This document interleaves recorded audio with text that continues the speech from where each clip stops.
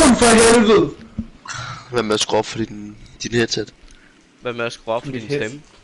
Mit headset er fuldt skruet op. Og du er den eneste, jeg kan høre. Jeg kan både høre mit spil ordentligt. Du stopper. Hvad med at skrue op for din højde?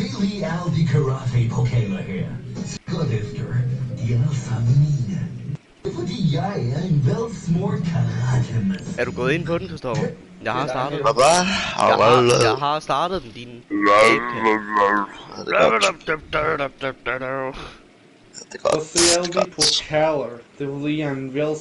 Hvorfor kalder du mig en kvinde lige pludselig, Christoffer? Du stod i køkkenet. Okay, ja okay, slap af. Lidt aggressive. Jeg er helt aftaget, jeg synes bare du skal sige stille. Mit arbejde der er stort. Axel jo. Nej. Axel Bo. Nikolaj. Jeg har allerede glemt, hvad Nitos mellemnavn er igen. Ja, det er godt. Men jeg er lidt ligeglad. Jeg prøver bare lige at... Jeg tog til at sige dit mellemnavn i stedet for dit efternavn, så det for fanden på det var. Du lækker bærten. Men det er også lidt lige meget. Fordi jeg er en velsmurt karate-maskine.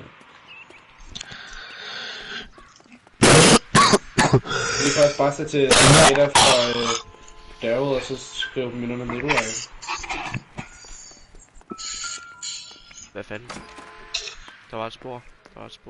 Fordi Nikolaj, han er en velsmurt karate-maskine. Hold din kæft, søs. Hvad er der? Here we are. Jermaine Jones, 238. Det er den bedste person i hele verden, mand. Det er... 238, mand. Daryl. Fordi Nikolaj, du er en velsmurt karate-maskine.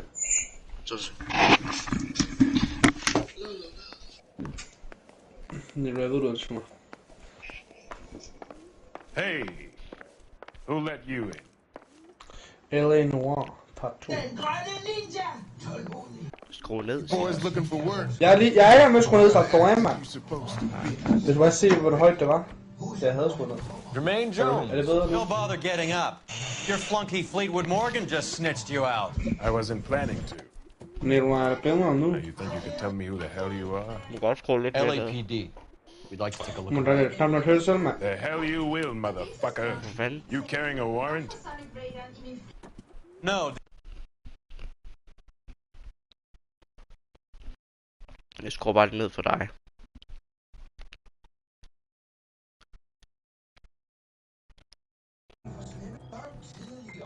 search the place, Cole. What do you Ser think du you're overhovedet gonna med, find, Christoffer? policeman? Huh?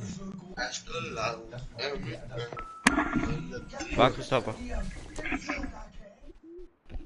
Doesn't tell me anything. You ain't allowed Hvad to siger do du? this. I got Ser du overhovedet rights. med? Ja. You ain't allowed Hvad to siger du? Optimistic, Cole. Ser du overhovedet med? En velsmurt Skide godt. karate-maskine.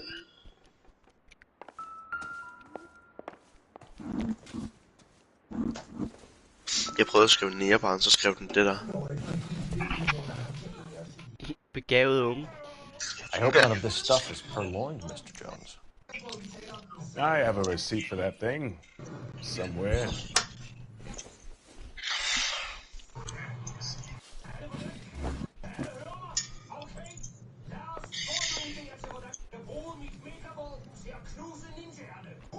Det her vindue, det står på Flemming også. Hvor meget vil du vædde med, at han åbner det og hopper ud af det for at stikke af senere?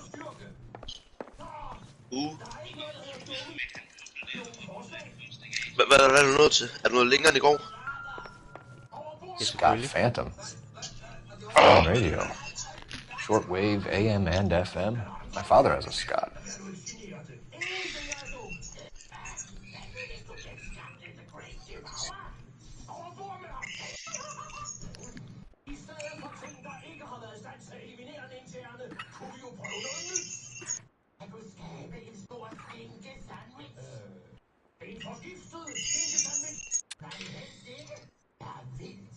Må være din skyld, Nikolaj.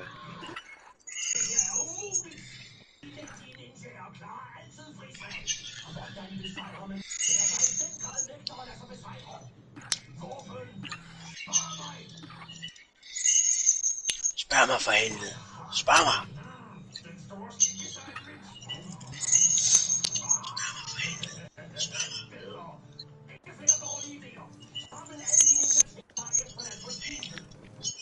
Hvad fanden var det nu, jeg fandt?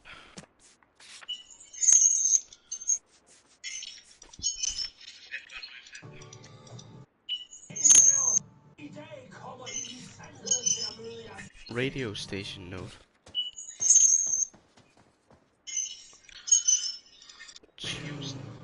275 FM.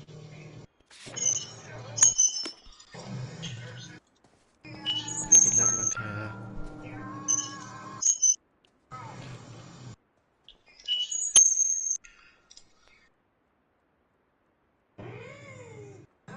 Hvem var det, der tørnede?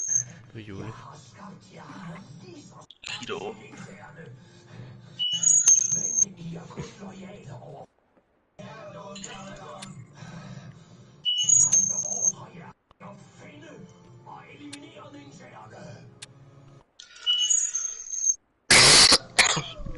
Hvad er det, du skal nu? Diles, kan du ikke møde dig selv, hvis du bare ser serie?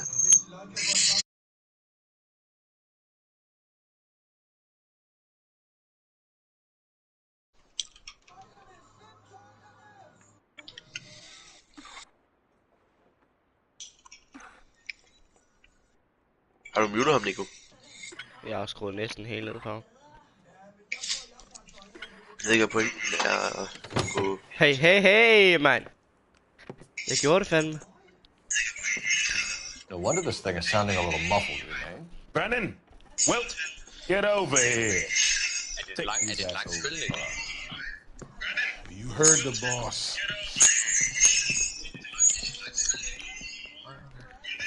This the best you got? These mugs are dope to the eyeballs. Clean them up quick, boys. I ain't got time for this. Så. Come on! Beat Shoot these them, sons man. of bitches down! Ja. Sit tight, asshole. Pretend you're at the parlor getting your nails done.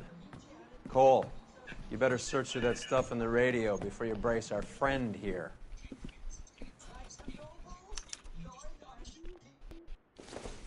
Keep a lid on.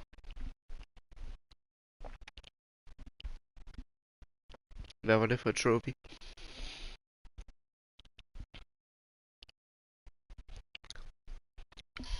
Altså gider den fucking load, seriøst. Det var det irriterende. Complete a brawl without losing your hat as an LAPD detective or investigator. Sindssygt nok. Jeg er vild jo. This must be how those two bums standing guard take their wages.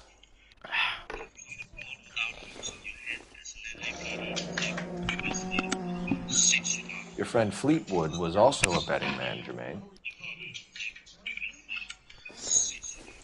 Too much for felony possession. I'm thinking intent to supply.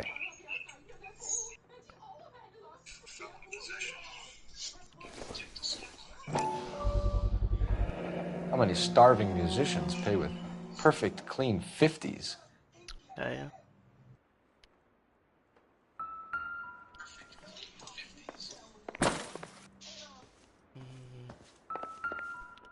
Noget jeg ikke har kigget på, eller hvad? Ja, der.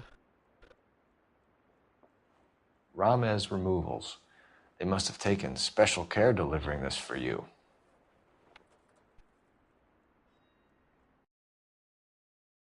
Hold nu kæft.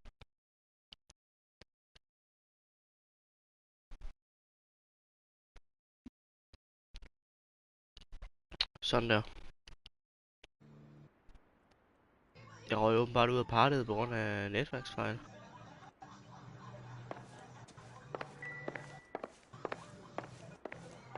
Hallo?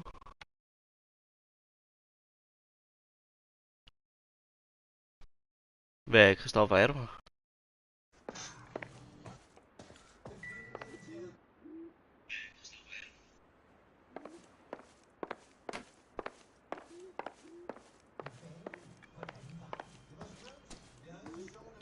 Lamont and Tyree are dead. At a stretch, the DA could have you on felony murder for supplying stolen government... Tyrone and Cornell are dead. They're on a slab downtown with the ME examining their last meal.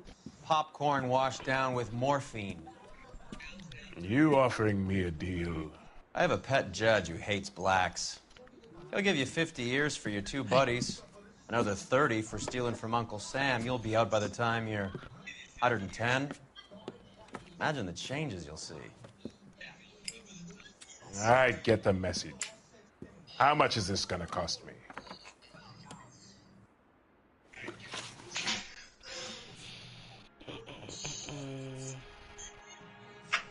What is the link between the morphine and the number slips? There is no link. You're wasting your time here. You either rat out the next link in the chain, or you spend the rest of your life in jail. Are you gonna put that in writing, asshole? What's the score with Ramez removals? I bought a radio from there. That's all. I think Ramez is part of the distribution chain, Jermaine. And what have you got that could prove I use Ramez that way?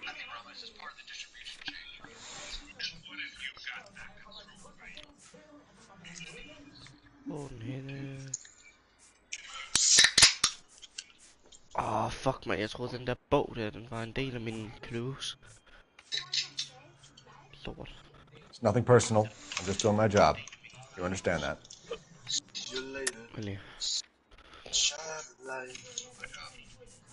Hold da!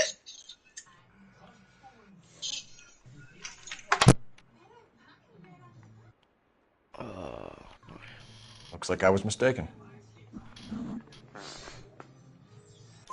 So when we visit Ramez Removals and tell them that we want a special bookcase or wardrobe to hide our dope in, you're gonna be copacetic? And when we tell them their good friend Jermaine sent us and said they could do a nice deal for the LAPD. I could use an act like you two.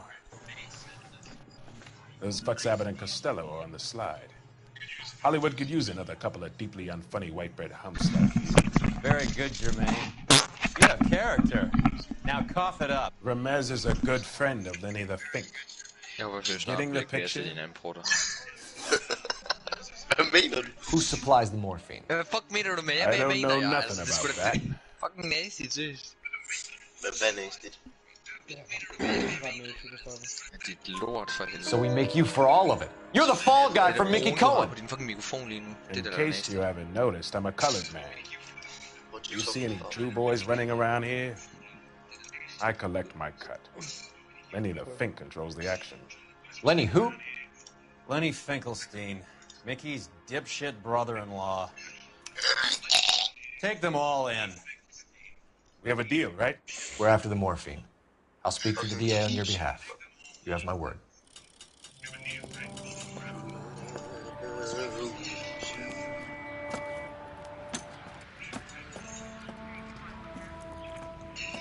Okay, Nico. Jeg tager min... Ja, det hørte jeg så ikke noget af. Jeg ved ikke, hvorfor tager min ud. Jeg tager min ud, og så lytter jeg til, hvad de siger, spiller og sådan noget. Bare sig So Mickey Cohen or Jack Dragon are... Lad være med at skrige, for ellers så skal jeg sidde og høre på dig i stedet. Det gider jeg ikke. Spurgt. Hvad er det, han spiller? Stole the army's surplus morphine. They are selling it on the streets? Looks that way. But the mob wants return customers, not corpses. Why haven't they cut the morphine? Good question, detective. This robbery happened months ago, right? The beginning of the year. So why are the proceeds suddenly turning up now? Another good question. But where does it get us? It's like asking questions in the middle of the movie. If you just sit tight and keep your yap shut, you'll find out what happens. We need to follow the evidence. Altså, Julie, kan du ikke flette dine to fucking læber sammen, og så til lort, lille?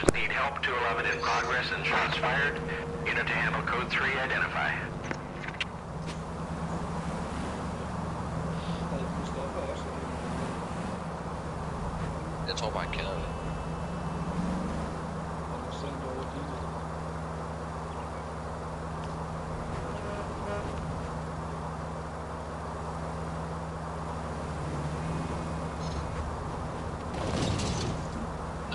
Silas, jeg har åbenbart en lilla skar og en shotgun. Ja, og jeg har fucking meget lyst til at smadre din mund. Jeg kan også bare mute ham, så kan man ikke høre ham på stream.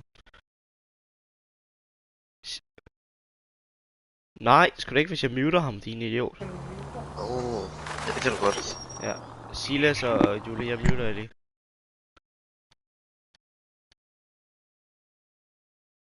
Yes, skide godt.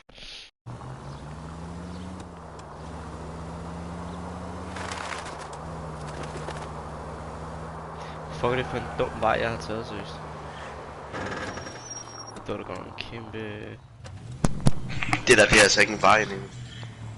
Nej, men det var fordi, hvis du kigger ned på mappet, så tror jeg kunne tage et shortcut, sådan skråt igen.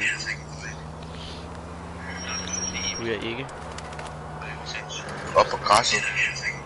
Ja, eller ikke, altså. Åh, fuck, de skal køre som lort, sådan der, seriøst. Eller ikke.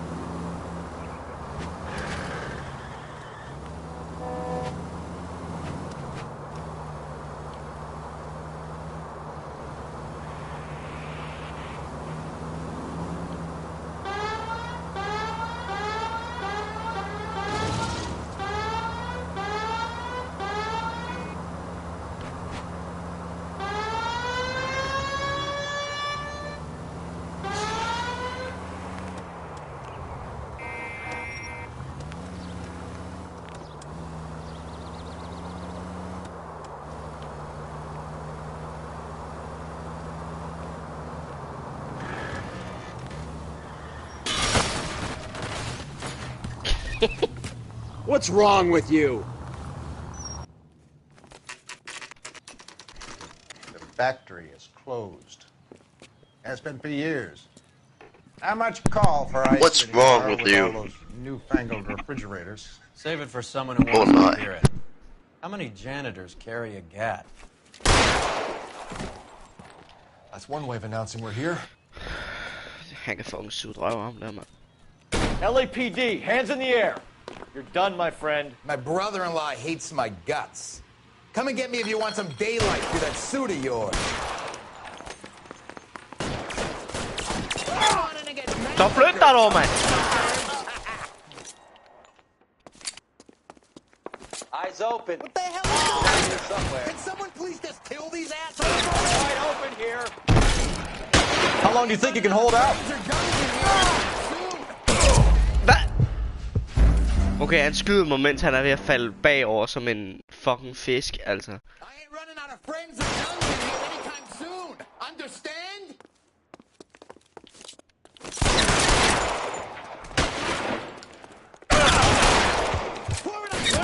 Space here. Throw out the guns. If you die, boys. Mand. I ain't running out of friends or guns in here anytime soon. Understand?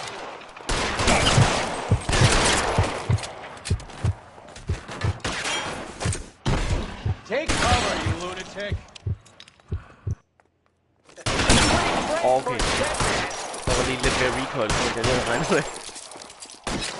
Some goddamn cover. Kill a cop, and it's the electric chair. Let's see if I can't put one right between your eyes.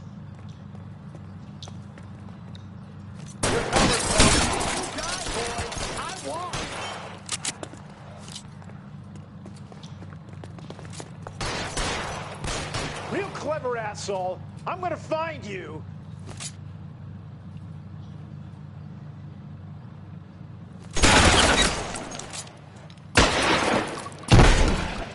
That's it, I'm out.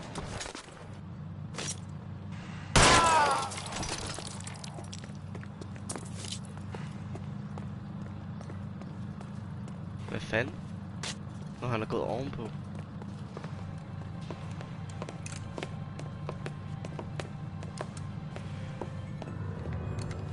They're all dead, Finkelstein. Leave the weapon and put your hands up now.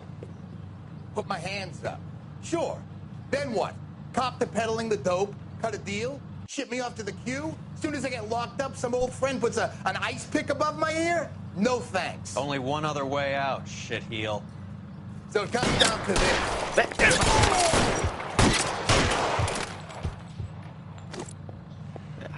Let's have a look around. Now that we've finally got some peace and quiet. Fandme min hat af. I think I've had enough ice for one day. Until the scotch I pour myself as soon as we get out of here. 3 guesses what's in the box. Open her up, Cole. This stuff has got to be worth at least $100 grand. So Finkelstein robbed the ship? My guess is Lenny took it off their hands. This is big. This is going to make the papers, Phelps. As senior investigator, I'll do the talking.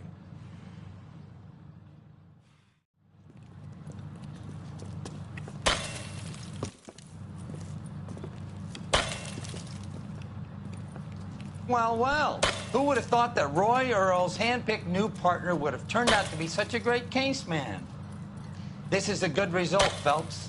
As far as we can tell, Lenny the Fink was moving the morphine across the city and as far north as Frisco. This makes the feds very happy, and it makes Mickey Cohen look bad. I won't lie to you, kid. I like him a lot. Jo, jeg er jo kommet videre fra morsager til advice. Jeg ved det faktisk ikke, men jeg tænker, det er sådan noget med... Altså, den første sag her, det er jo noget med drugs at gøre. Det var sådan en... Nogen, der var døde på grund af en overdosis. Ja, okay.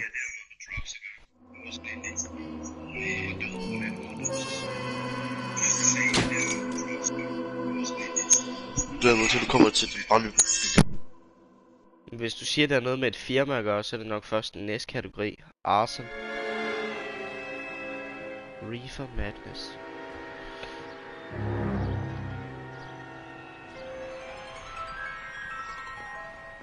You know a Freddie Calhoun?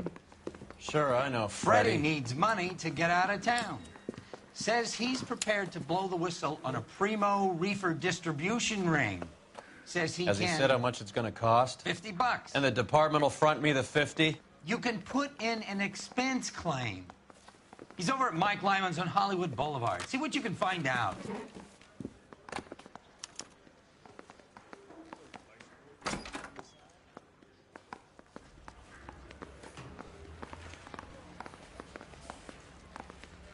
Så er vi da i hvert fald i de finere regioner. No, you just look like you're made of money. Oh, very good. The kid's on form. I'd say on a scale of dull to scintillating, you're a solid tedious today, which you can be pleased with. Do you ever listen to yourself? I don't have the same voices in my head as you do, Cole.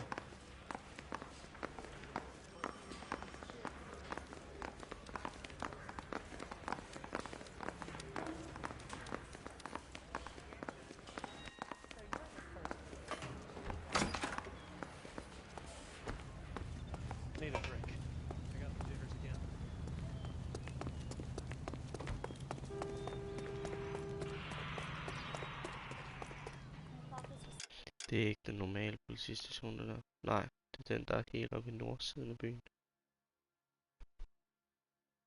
Wilshire. Det er Central. Og hvad hedder den? Hollywood Police Station.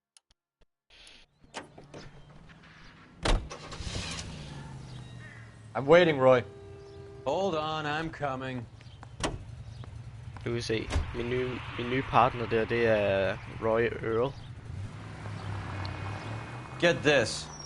Middle of the afternoon, this crazy woman decides to set fire to the hotel she lives in. That's a badass. Fire brigade come and put it out.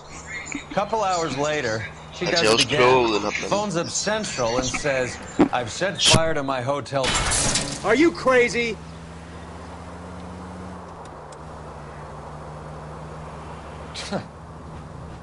Did they send some uniforms around to get her? No, that's the best part.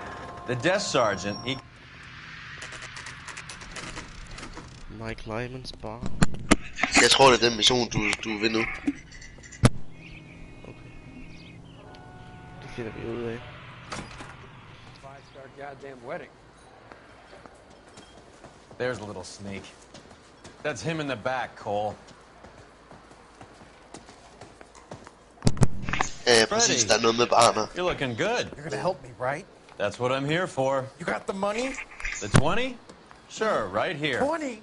I said... You want the money or the alternative? Tell us about the reefer, Freddy. Who's he?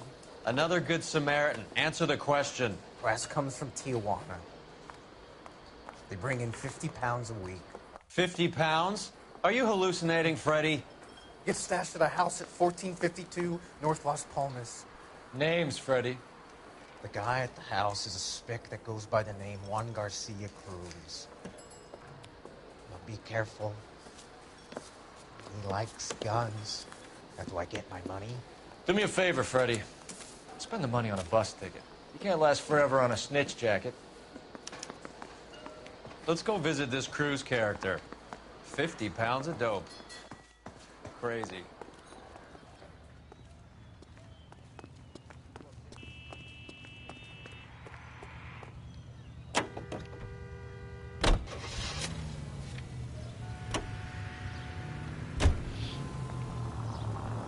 You believe his story? Sure. A hophead like Freddy would raffle his sister for his next score.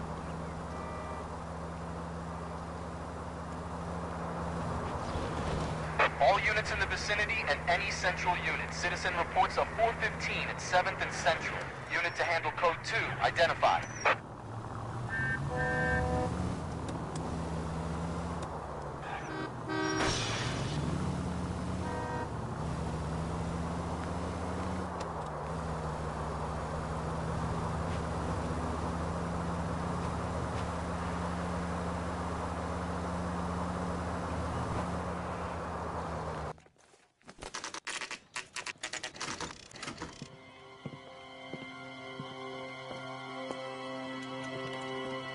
Okay, slap af.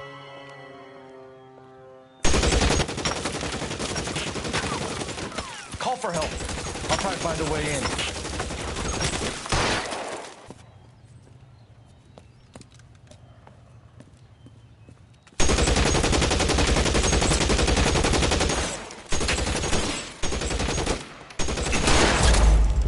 Nå.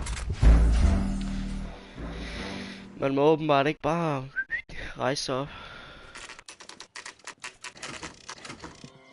Så skal man fandme se cutscene igen, man. Og jeg kan ikke skabe lort.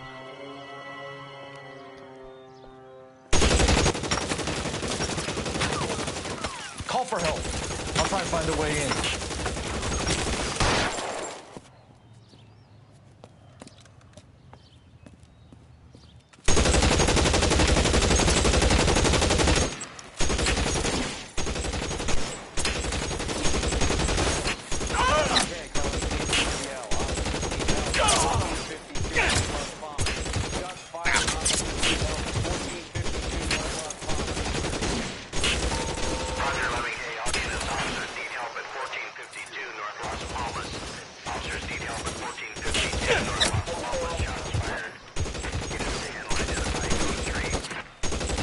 Reinforcements are on the way. Cease and desist.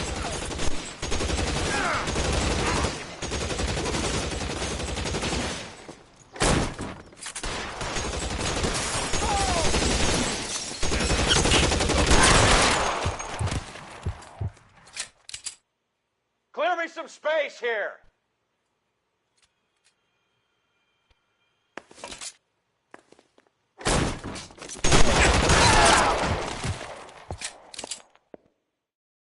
Hvad fanden var det for et trophy, jeg fik der?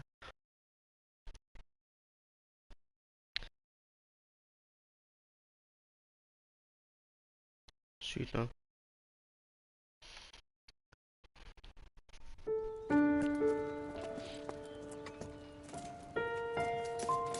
I'll ask you politely to move on. Next time I won't be so nice.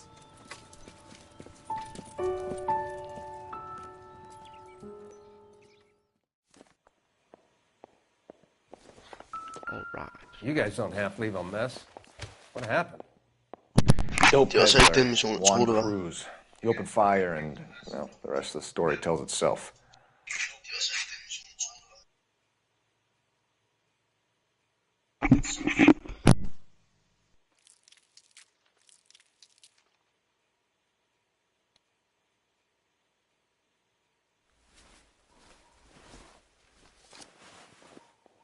En broche med en mønt.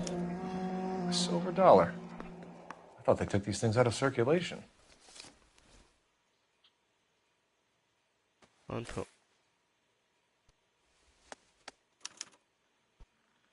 Juan Garcia Cruz. This is his address, but this place looks like a front.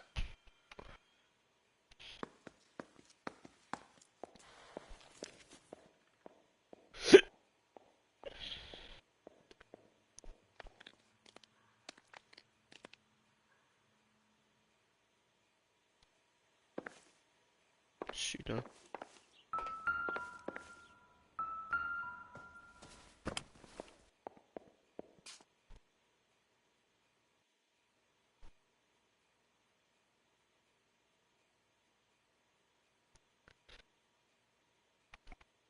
Jeg ved ikke, om det kan bruges til et eller andet, det her. Fordi han har jo ikke sagt noget om, at det er ubrugeligt. Endnu.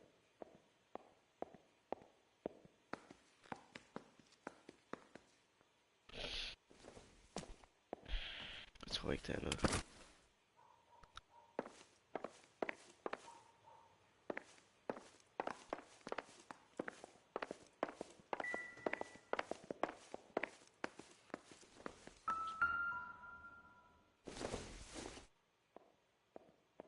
Junk.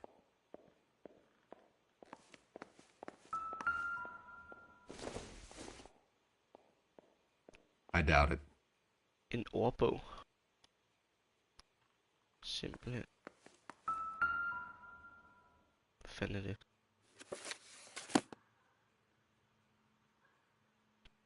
Havfruer. Weed. Et øje. Jeg ved ikke endnu en havfru.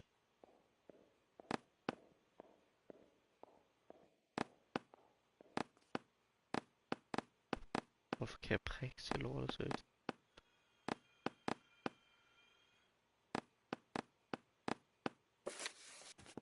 Der er et eller andet med den bog der. Men hvad?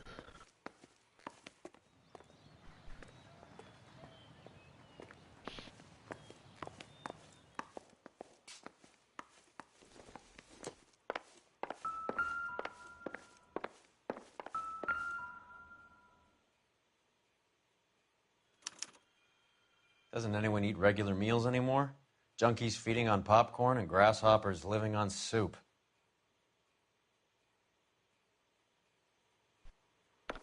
Fuck.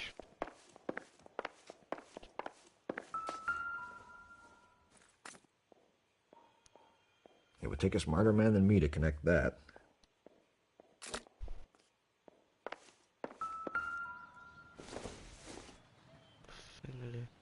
Seems irrelevant. Cigaretter eller andet lort til.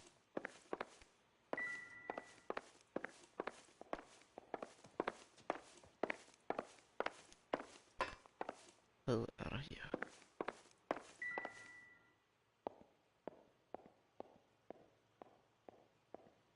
De der kasser, de er bare overalt.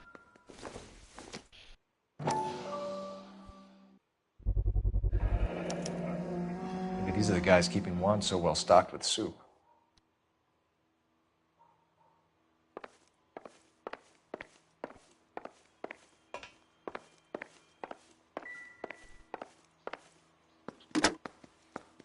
Operator, give me R&I.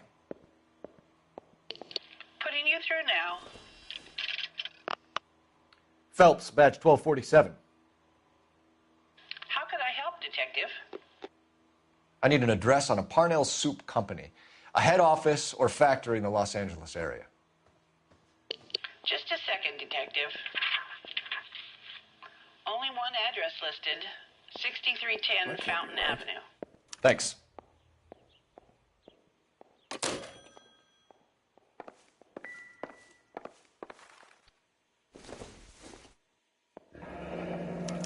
I've seen it all. Is this a drug or a village in Borneo? Doesn't appear to be in Spanish. Maskanke.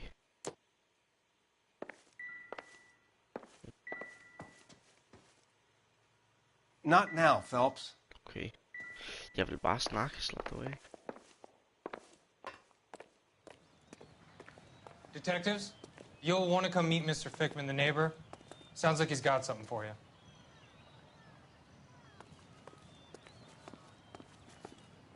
Detectives Phelps and Durrell. We were told you... Always knew they were up to no good. Son of a bitch spent more time in the chicken coop than in his house. Thank you, sir. That's very helpful. And next time you witness suspect behavior through the crack in your curtains, please call us before something like this happens. No.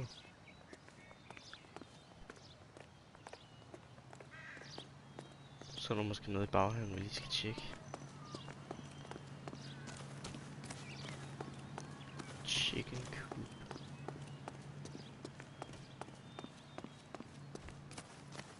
Det må være det her. Ja, ja.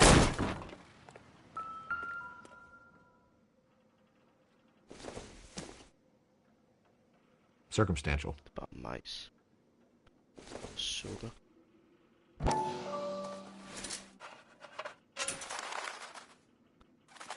Skruer og bolde.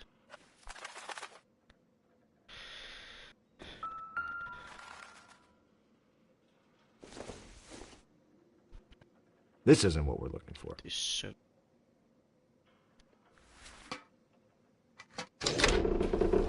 Okay. Now we're getting somewhere. Sygt nok alligevel. More soup? Who in the hell keeps a secret stash of soup?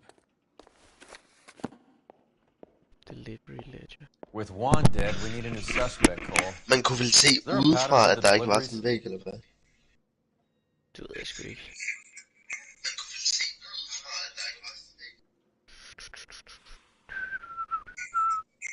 Jeg ved ikke, hvad jeg skal lede efter.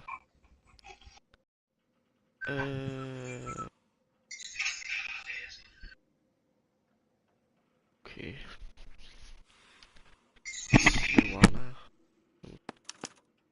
This guy EJ seems to be bringing in most of the serious weight. The dates and times seem pretty regular. We should notify the border crossing. Those fuckers are probably in on it. Let's wait and see how this plays out.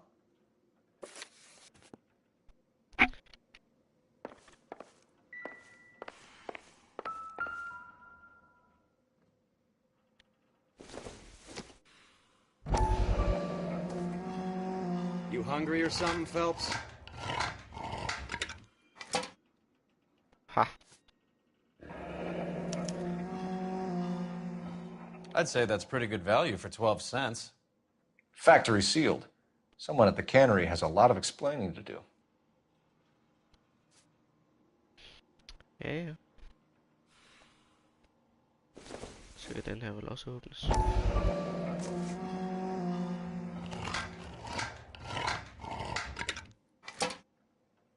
Det var det samme. Soup in the pot, et nyt trophy. Open both soup cans in Juan Garcia's crew stash room. Det er gjort.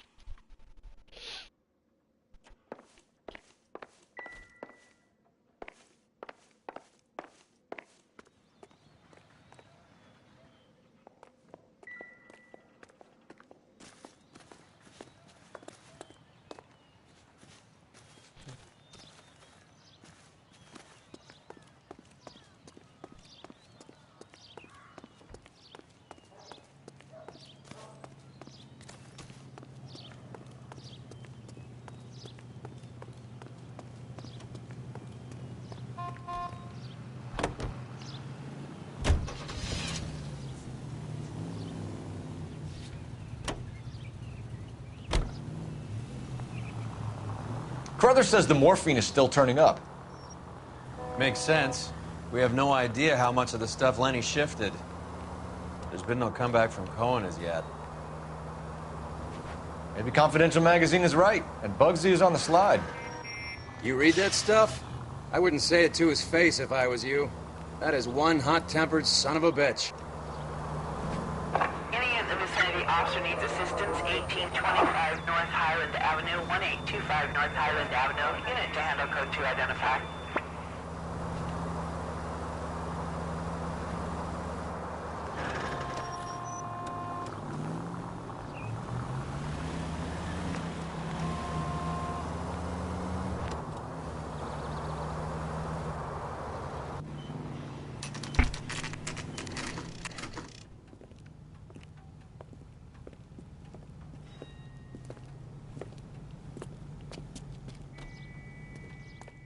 Right. Let's see if we can find out who's been over-seasoning the soup in this place.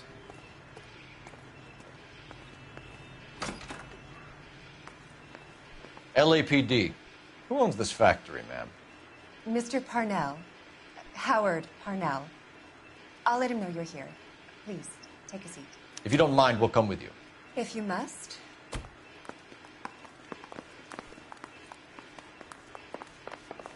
You just wanted to follow her, didn't you? You sly dog. I must apologize for my partner's roving eye. He hates saying goodbye, but he loves watching them leave. Give it a rest, Roy. Yeah. If you could show these men in to see Mr. Parnell, Doris. They're from the LAPD. Gætter på, vi skal herind. Follow me, gentlemen.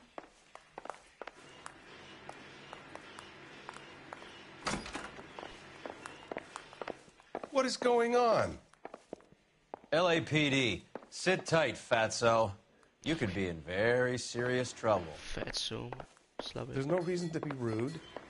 Take a seat, gentlemen. I'm sure we can sort this all out.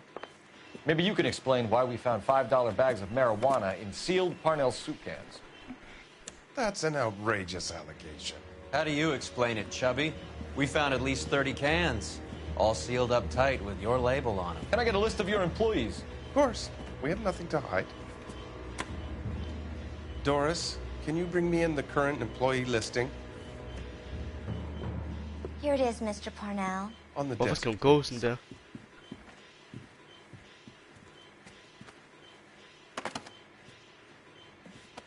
Hun er nøjeren sidst. Any name on that list that rings a bell?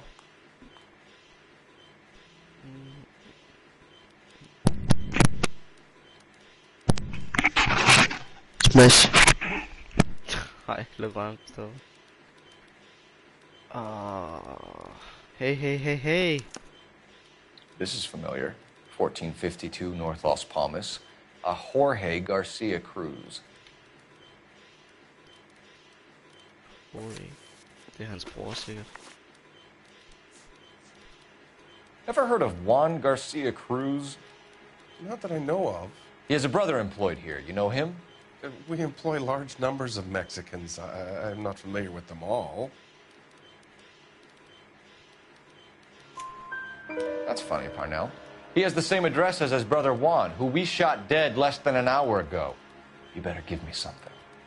Look, I'm not involved in this. I'm getting enough grief from Washington. There's an investigation going on into profiteering. Like a guy shouldn't be able to turn a buck while the war is on. I'm sure thousands of dead Marines sleep soundly knowing that you did okay. Tell us about Jorge Garcia Cruz. Jorge? I had no idea of his last name. His team does daily maintenance on the conveyor belts and cookers. So he's here now? No, maintenance is at night. Night shift finishes around midnight. He would usually come in around 9 p.m. and have everything ready for the morning shift at 6. The factory sealed cans we found suggest a very professional operation, Mr. Parnell. We're looking for an inside man. I know nothing about this. I want this stopped as much as you do.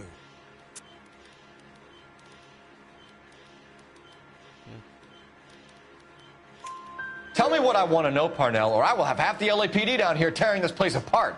You're hiding something. Am I right in thinking you would not want to pursue misdemeanors outside your drug case? Depending on what you call a misdemeanor, we might be prepared to turn a blind eye. The truth is, I employ a lot of illegals. No one wants to do menial work anymore. Most of my factory staff are wetbacks. The local blacks and Chicanos all want jobs in aircraft factories. Presumably because the pay is a lot better. Yeah. How are your sales, Mr. Parnell? Just fine and dandy, son. We're entering a new era of prosperity. I hope you're both big soup eaters.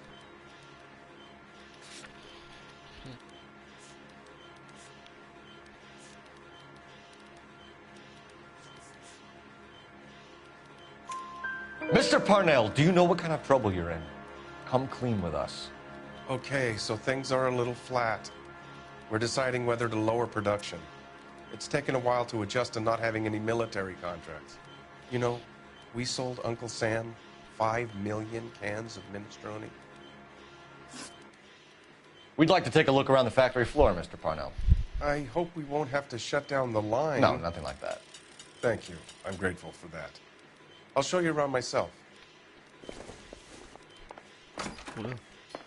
I hate seeing how things are made. This is gonna be like that time I went to the slaughterhouse and couldn't eat steak for a week.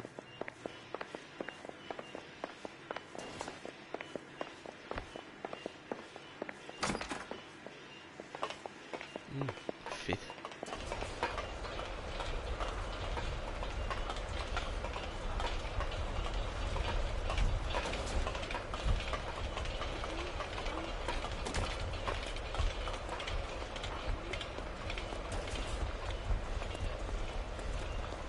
This is where the produce comes in.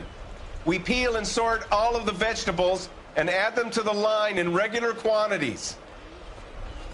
Fascinating.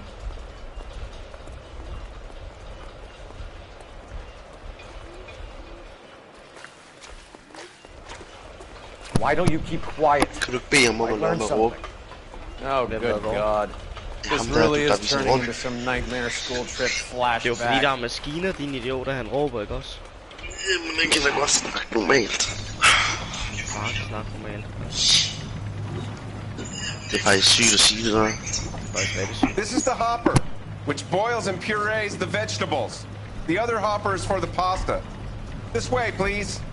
You're loving this, aren't you, Phelps? The soup is ladled automatically into cans. Next stage is labeling. I'd like to see the packing and dispatch area, if you don't mind. Sure. It's over here. Follow me.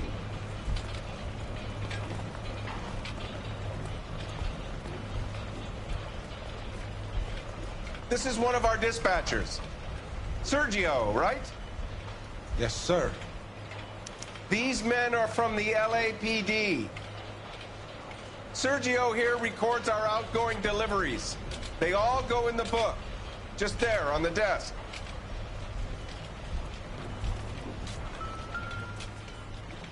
We're looking for repeat business in large amounts, Cole. 20th century market. What's going on, Parnell? There's enough soup going to this place every day to feed a company of Marines. What are you talking about?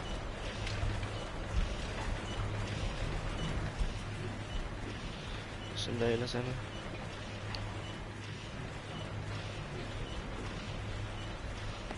Nærmest kom det der.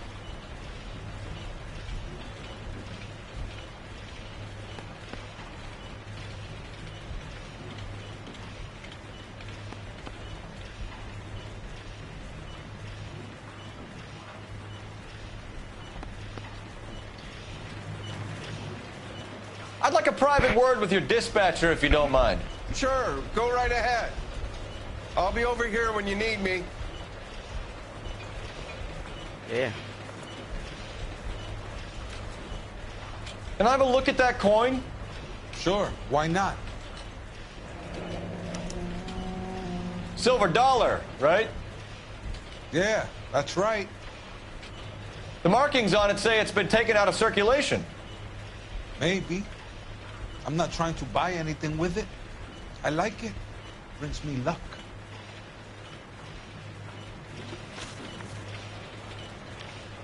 Do you have access to the canning area? I do. But I keep to my station. Loading and unloading. Don't care much for soup. Sergio, we know the dope gets canned here. We know it happens at night. And you know I work days. And what goes on at night, I don't want to know about. Yes.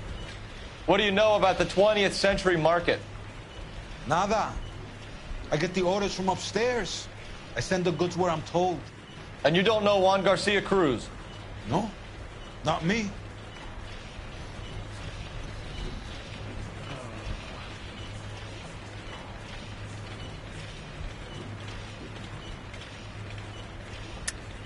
You're a liar, Sergio. You're in it, and I'm gonna break you for it. You're loco, Placa. I got nothing to do with Juan Garcia. We found a matching silver dollar on Juan Garcia. What are the odds of that, Sergio? Juan and Jorge are brothers. They're cousins. They work for some evil gabacho. The guy is an aberration. He gives out the silver dollars. Jorge gets me a list of deliveries every morning. 20th Century is always on there. You keep your mouth shut for today, and I don't take you in. Do we have a deal? Do I have a choice? Is that a serious question? That's it for now, Sergio. If we need to speak to you again, we'll put in a call to Mr. Parnell. If you have to, I guess. We will be in touch, Mr. Parnell. It is imperative that things appear as normal here. Keep an eye on Sergio in case he gets tempted to blow the whistle. Thanks. I'll do that. You're going to overlook my little immigration problem, aren't you? Cheer up, Fatso. We're gonna let you go on squeezing these poor saps a little while longer. Well, until some commie union types infiltrate this place. Han tror, han er så sej, ham i nye markedsførsel. I am Shut glad up, to you be out of that fatso. place. I never knew fresh vegetables could smell so bad. Hvorfor skal jeg hele tiden få døren i hovedet, seriøst?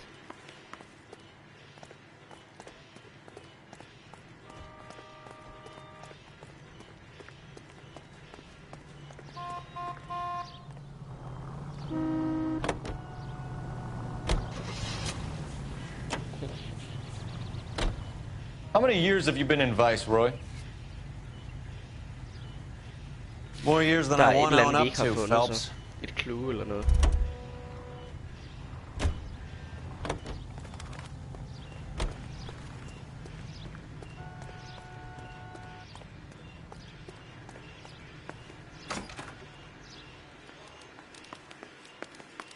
Måske et billede. Niks.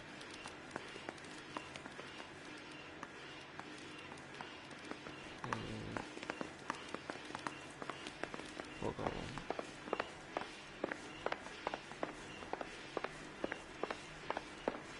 Den her dør kan jeg gå ind i.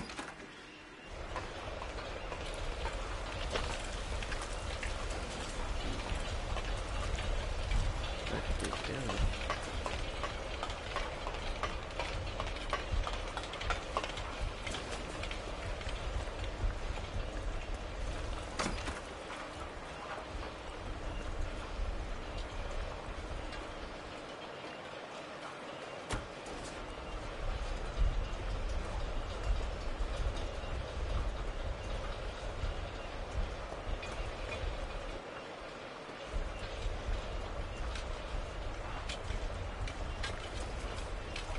Der må komme et eller andet med det her rum senere, tænker jeg. Selvom man kan gå herind.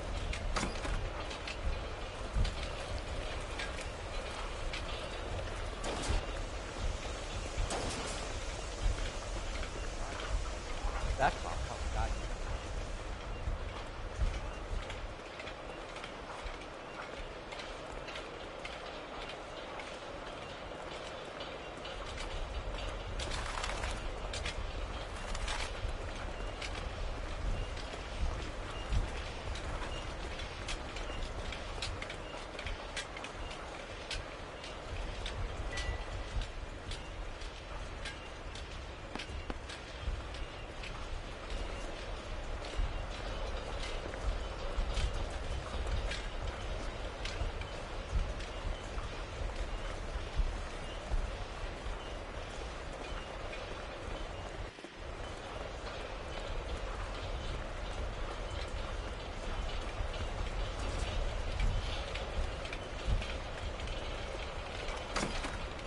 Nå.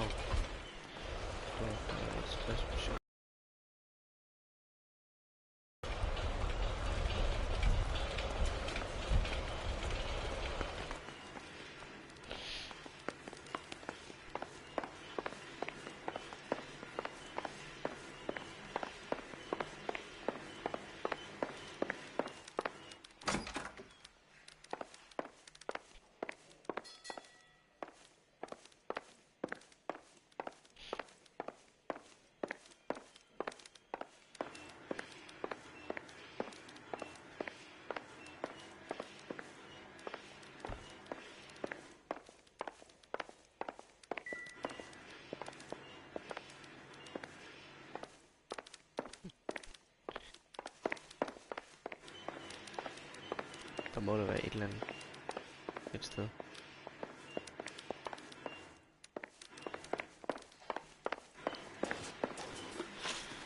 Fordi lokationen var ikke blevet krydset af. Så der må være et eller andet, jeg har overset.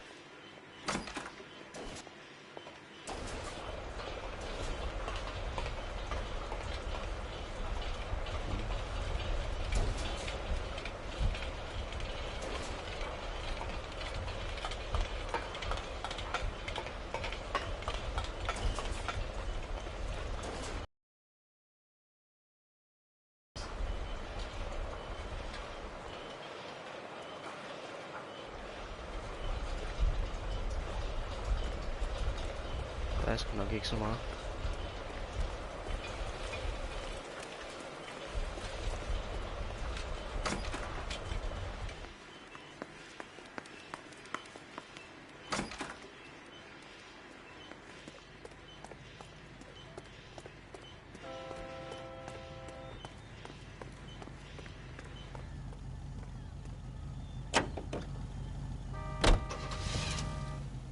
Come on, Roy. On my way.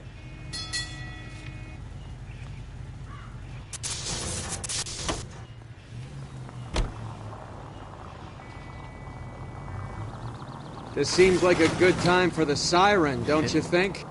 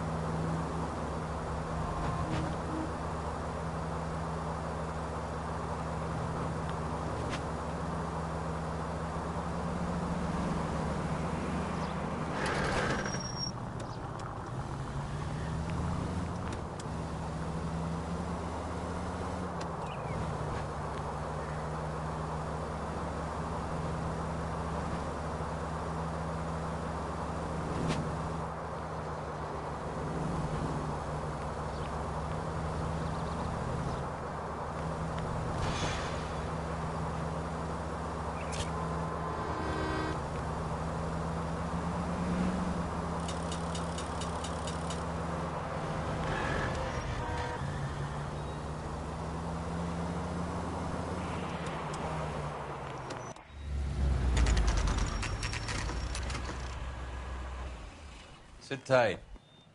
Let's take a look at what's going on.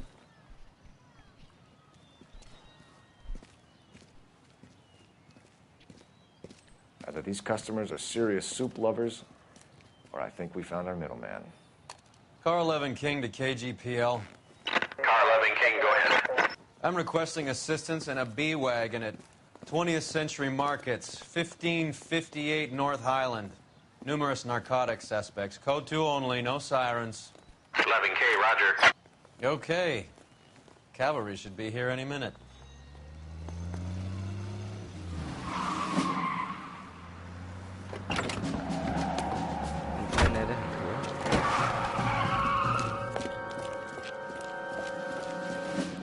LAPD, nobody move!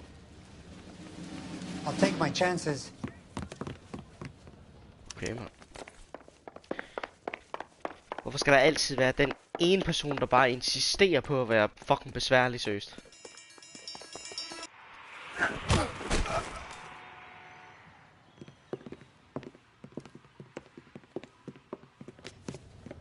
Whatever you're carrying, hand it over.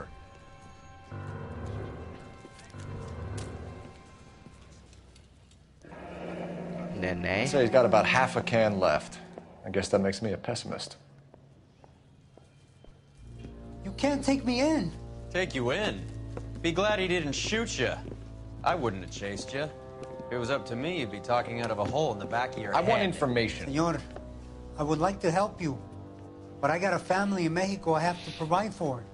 And my compadres are very unreasonable. Your compadres? Turn out your pockets.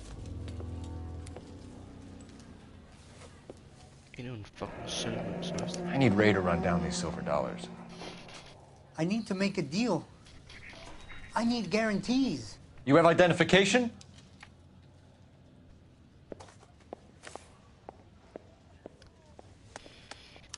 Sanchez Erto, Mexican, Tijuana address.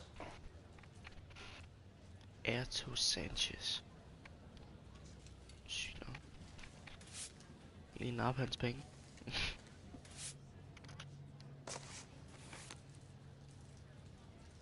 Here's the deal, Erto. You give me information, and I won't give you to immigration.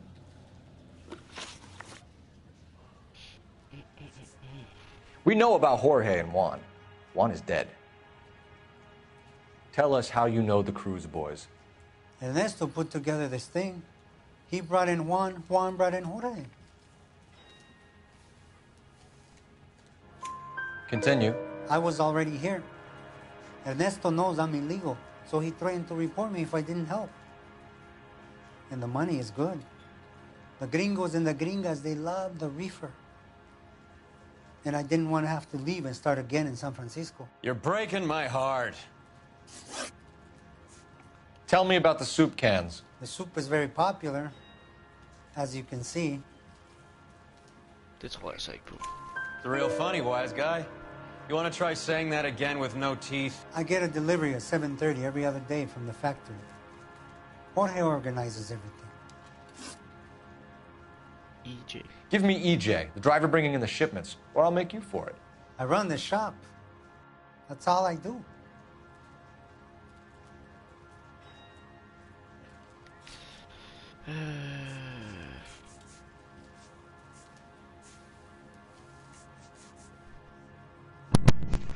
Your favorite nigger is back. Prøv at se, Christoffer. Ja. Kan du se det, der står på den der seddel der, ikke også? Ja. Ja. Det der Masanke, ikke også? Ja. På Juans silver dollar, der står der Mas. På Sergios silver dollar, der står der Ang. Og på Ertos silver dollar står der K. Så det udgør Masanke, som der står på den seddel der. Kunne det ikke også være en anden rækkefølge?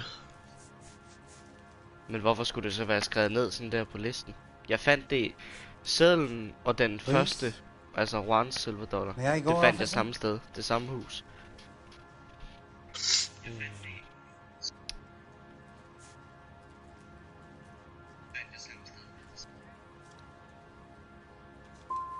Start talking, Erto. I want the names of everyone involved. What difference does it make? Ja, jeg ved ikke, hvad skal du bruge det til det? I'm still going to jail, no? Det ved jeg ikke. Men der stikker et eller andet under. You're under arrest, Erto. I'll speak to the DA and see if he will agree to... Hvad hedder hans butik med Sanke, eller hvad? That's the best I can do. Nej, den hedder 20 You've got this one chance to cooperate, Erto. Give me your delivery boys. Hvad skal du så bruge med Sanke til? Jeg ved det ikke, men altså... Alright. Det stod bare på... There's a shipment coming in tonight. To the soup factory. Parnell's soup factory. 1 a.m.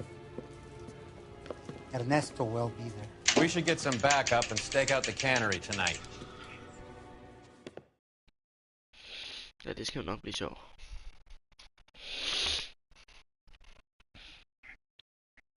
The Broadway Hollywood. Said I'm sorry. Said I'm bad. Said I might be kind of fat. Fat bitch. Freddie said they were moving 50 pounds a week. That's a lot of soup cans. I think this is an interstate operation. Moving dope around the country to selected grasshoppers. Local weed gets distributed in the usual way.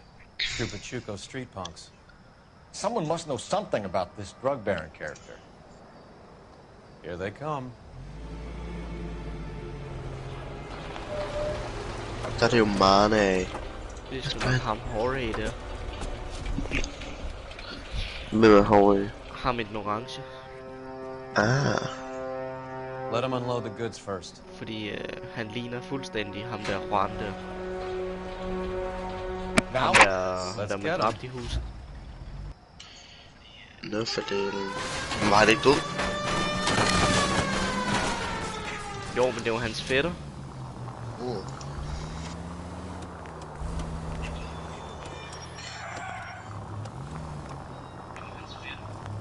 Watch out for the pedestrians! All right, move. Move! Let's go! Select weapon. Everyone into position! Sådan her. Hvor skal vi hen? Vi skal ind her. I got your back. LAPD, put your hands where we can see them! Go, Phelps! Get in there! Oh shit. How long do you think you can hold out? Hands where I can see them. Fuck you! Fuck, jeg vil ikke ramme. I'm gonna put holes in you, asshole!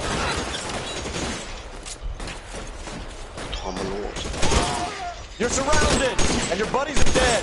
As soon as he pokes his head out, step on him.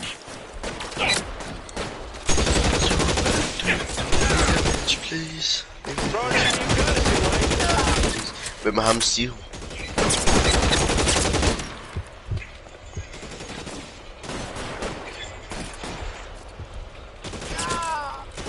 Catch your bullet, you son of a bitch!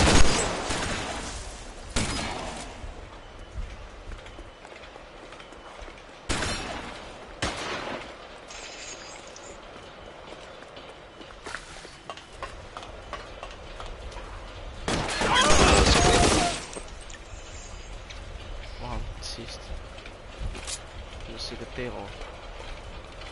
Nej, han var inde der. Okay.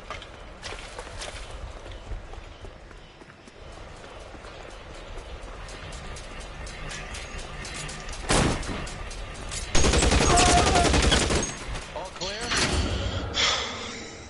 I think that's the last of them, Cole. Fandme godt arbejde, mand.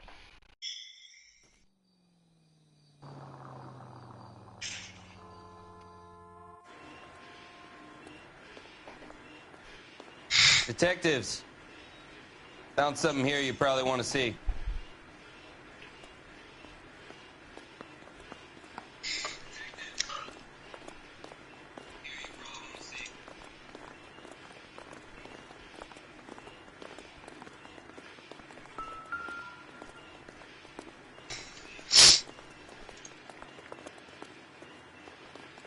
Så flytter der over.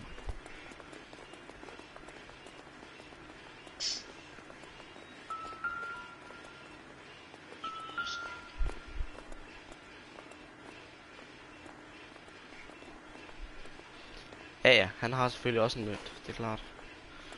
Står der sådan noget der? Der står $1 per dead man. Doesn't seem like much for a human life. Als. Så er der sikkert et eller andet. Så lige finde ud af, hvem han er. Tijuana address. We should see what the federales have on it. Juarez Ernesto Cecilio.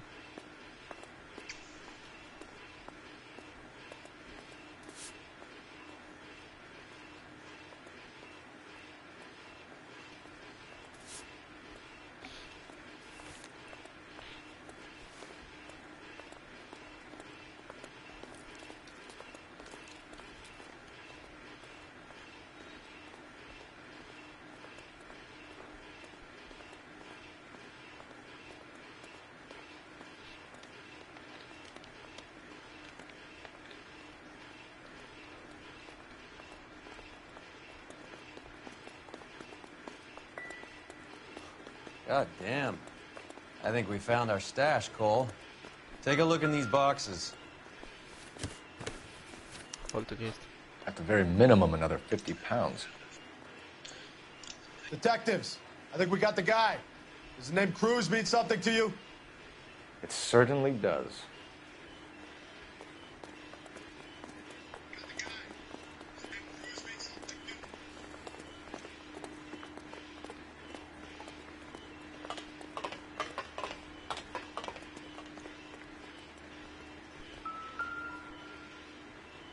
Hvis det var ham, mand. Kæft, en sædel, mand. Must be $1,000 here. Behold dem.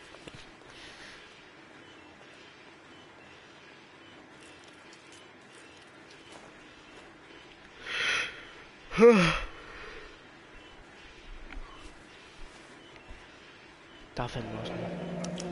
Yet another silver dollar. Phelps, Earl? Medals. Looks like quite a bloodbath. What was this all about? Drugs and money. What Medals. else? Speaking of money, where did that roll go? I picked it up for safekeeping. The department owes me 50. Ray, I have another 2 coins for you. Great. I've got something to show you. It's all set up on the table over here. There. Take a look at these coins you've been collecting. Yeah. There are letters cut into each coin, along with not legal tender. Those are Morgan silver dollars from the 20s. They were removed from circulation and sent for disposal. A number of smelters around the country had the contract. Look at them together. Can you work out what it says?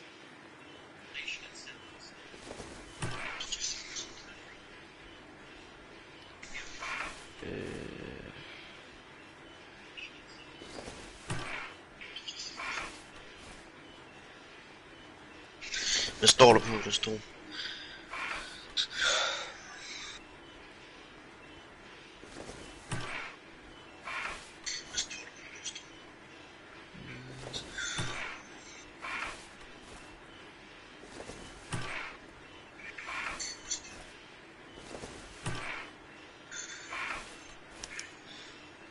The first coin, MAS. The second, ANG. The third, KA. Spare a dime. Complete the puzzle of the U.S. Morgan silver dollars at Parnell's Soup. Fourth, MET. The fifth, ALS. Masanke Metals. A metal foundry. Would you like the address? Would I ever? 1034 Vine Street, Hollywood. We'll finish up here. It's already been a long night, Phelps. See if you can talk them into giving themselves up.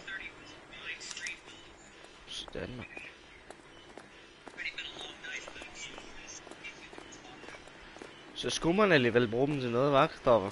Jeg havde allerede løst den puzzle, inden jeg lortet kom, mand. Jeg sagde at du ikke skulle bruge dem. Masanke, og så fandt jeg ud af på 2 sekunder, at de andre 2 coins, som jeg, altså de sidste 2 coins, jeg har collected, at det var, at de udgjorde ordet metals. Masanke metals.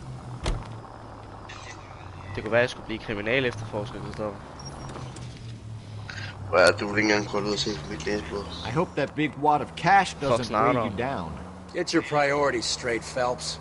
We're close to bringing in one of the biggest dope cases of the year, and you're worrying about unsubstantial evidence? Ja, også det. Det er så dumt, fordi jeg kan godt kigge på folk, der får sprættet hele deres ben op, og deres indvold var flyet. Men at se en få et lille sår, det bløde ud af, jeg er ved at brække mig over det. Okay. Locked. We need another way in.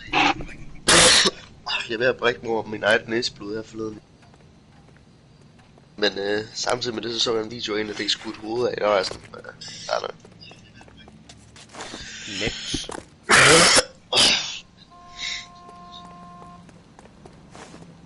Nå ja. Selvfølgelig er døren barrikaderet. Det er da klart.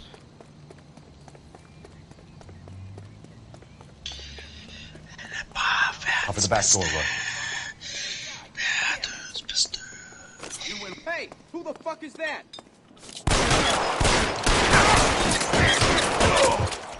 Throw out the guns.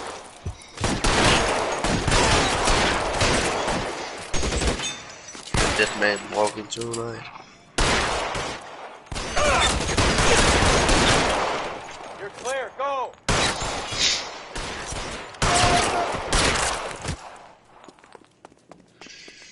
Så er det lige ham den sidste, når han er død. Skide godt. You okay? I'll tell you when I see what's waiting for us at the top. Hvad er der herinde? Nå, der er det barrikaderet.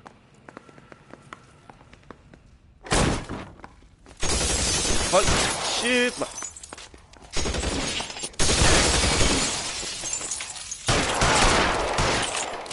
Weapons on the ground now. Flyt dig, Roy, dit idiot, mand.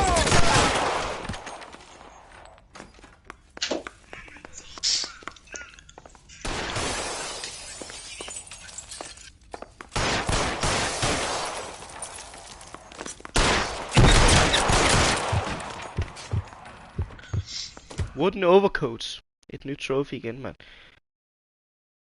Okay. Stay in cover.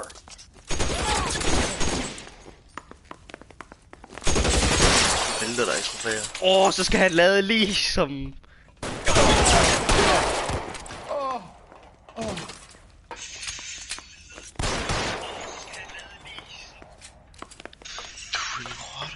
Put your weapons down and your hands in the air. That hurts, right? I bet it does.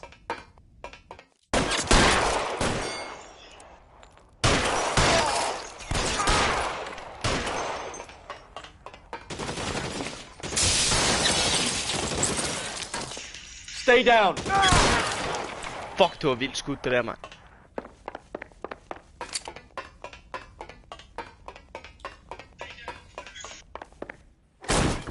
LAPD, hands up! Victor Sanders. You know this guy? I should have known. Of course I know Roy. Roy and I have had an arrangement for many years. You're under arrest. Am I? We have a mountain of prima facie evidence, as well as the testimony. You'd be surprised how things have a habit of sorting themselves out. Evidence disappearing. Witnesses that can't be found. Policemen that forget. The impossible becomes probable when you have a client list like mine. Shut your mouth! Turn around and put your hands behind your back.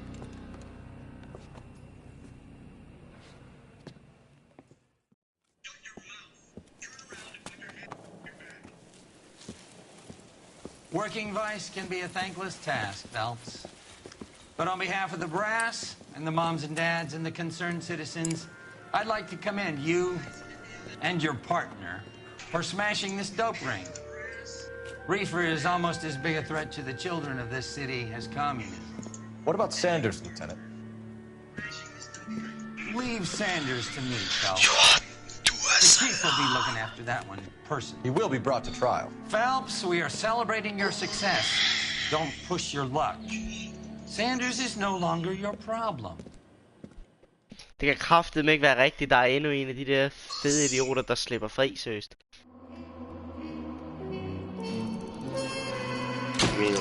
Jamen altså også... Du ved, den der... Altså det viste sig at være en person, der havde lavet alle de der mord på de der kvinder. Og ikke bare deres mænd og ham der, den hjemløse der. Ja. Men så lader de ham gå, fordi han er en eller anden... Han er i familie med en eller anden high class mester. I don't need intelligence, son. I need men who can hold rifles and kill højklasse mester. Ja, altså sådan en eller anden, en der har røven fuld af penge, og jeg ved fandme ikke hvad, og... Ja. Jeg kan ikke huske præcis, hvad der blev sagt.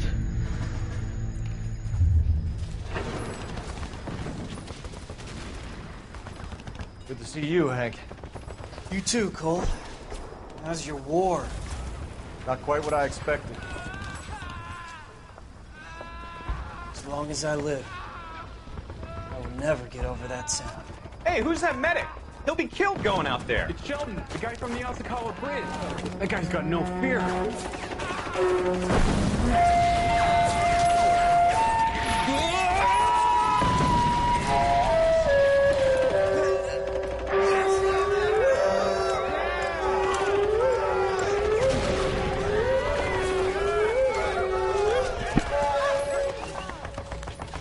He didn't make it.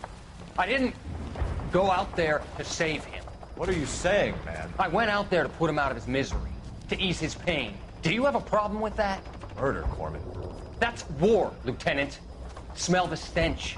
Feel the horse breath on your neck. You need help, man. Call for me tonight, Lieutenant. When you're up on that hill. I've been up there 3 times already. The circles of hell have nothing on Sugarloaf Hill. Get this madman out of my sight!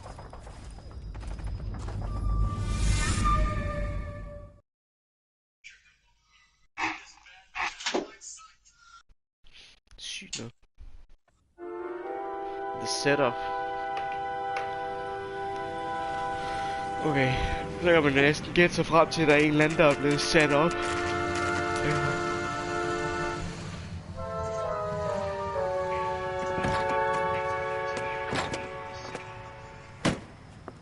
You like the fight game, Phelps? I did a little boxing in the Marines. I found it a pretty humbling experience.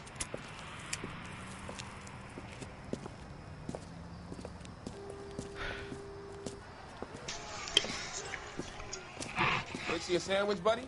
Corned beef and egg salad, 12 cents. Bologna and ham and cheese, 10.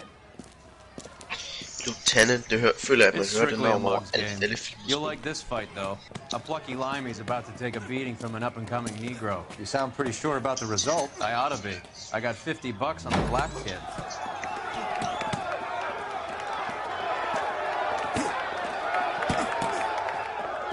Let's get an inside seat.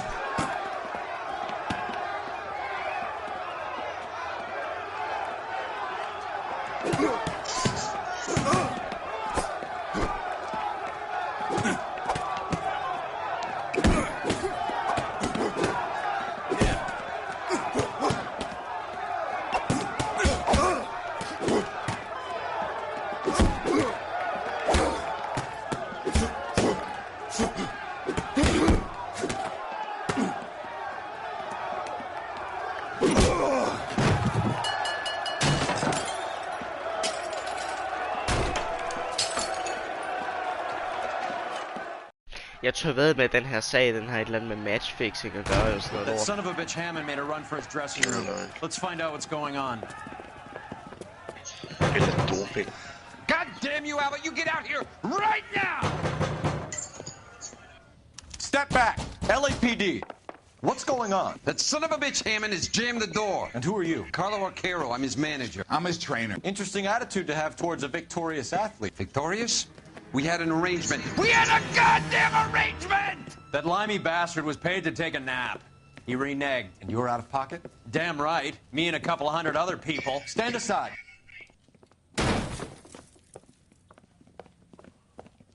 He squeezed out the window. I'll put an APB out on him. Why would we do that? He won the fight fair and square. To prevent him from getting clipped. He was paid to flop. There was big money riding on this So are we fight. here because you lost money, or because we're investigating a prize-fighting racket? Very funny. Ja, Look jeg vidste, around det and havde see noget what med you can matchfixing at gøre, seriøst. Which is Hammond's locker? Over by the pinboard, second from the end. Hvad er det for det? Hvad er det for det? There's a phone number we can run by R&I, plus a bunch of names and odds. You're not the only one who likes a flutter, Roy. Så tape.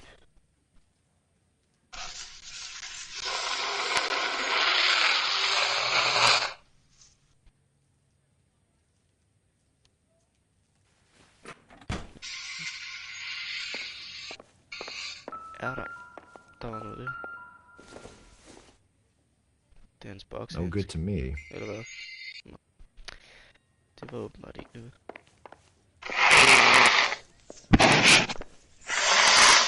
Det var da nogle irriterende små toiletter, det der.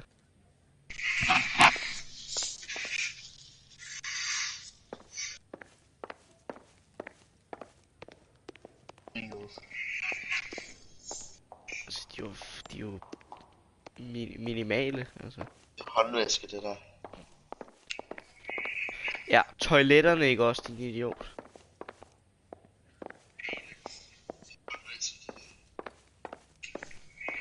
Der er en avis her. Det er jo et pissoir, nej, jeg ved det eller andet. Det er jo ikke et pissoir, vel? Du kan jo tydeligt se det et toilet. You look troubled. I'm in a jam, Doctor. Hvis ham der spiller ham i den røde skjorte, ikke også? Eller røde trøje. That's okay. Ham der er voice actor og spiller ham i den røde, ikke også? Whatever you say, never leave this room. Det er også ham der spiller Michael Bell i Red Dead Redemption 2. Jeg ved ikke, hvad Michael Bell er. Det er ham der røvhullet, der snitcher på gangen. I guess I did it for the wrong reason. For short-term gain. Sagde du ikke, du har spillet det en gang? Ja, det skulle da ikke huske noget, jeg var 12 år, mand. Du var også 12 år. Ja, okay, det kom ud i 18. That was us. I thought I could get the guys a fair share. Some sort of benefit for the sacrifices that they made in the war. Those guys deserve it, Doctor.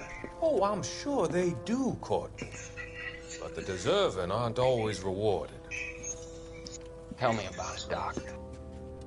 We shifted our stuff onto this mob-connected guy, and it's been turning up all over town. It wasn't meant to be like this. The presumption was rather naive, Courtney. I know that now, Doctor. But people are dying. Might I venture a few questions? Sure. Do your underworld contacts have all the morphine? No, they don't. We doled it out, hoping we could control it. Are they pressing you for further allocation? That's the polite way of putting it, Doctor. I may be able to help you, Courtney. Thanks, Doc. It helps just to talk about it. I mean, I have a solution that will help you financially and salve your conscience. I'm all ears, Doctor. I will transact to take all the narcotic off your hands. You can rest assured that it will all be medically administered. I will use the funds that I no longer require for the purchase of medication and invest them in housing developments. Housing? The developments in question are housing projects for former servicemen. Your return will come from the sale of the properties, and your investment will benefit those that you care for most. Does this arrangement meet with your approval? You're a magician, Doctor.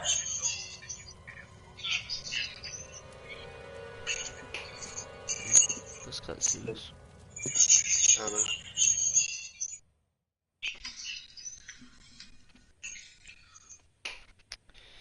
Ja.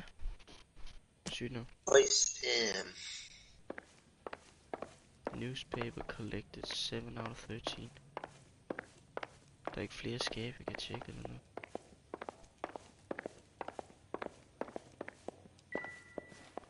Jeg tror bare det skab der for før.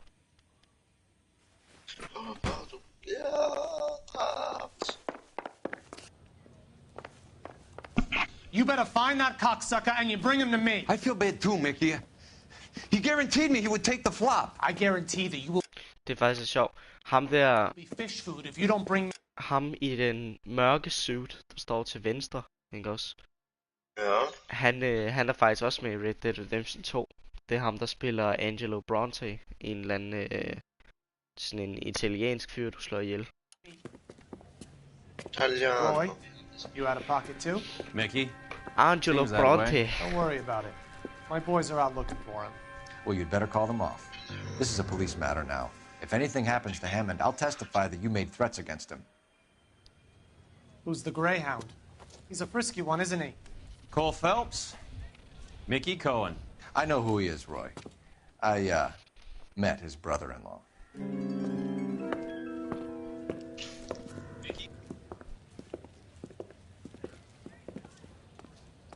I think you had the mixture pretty scared back there.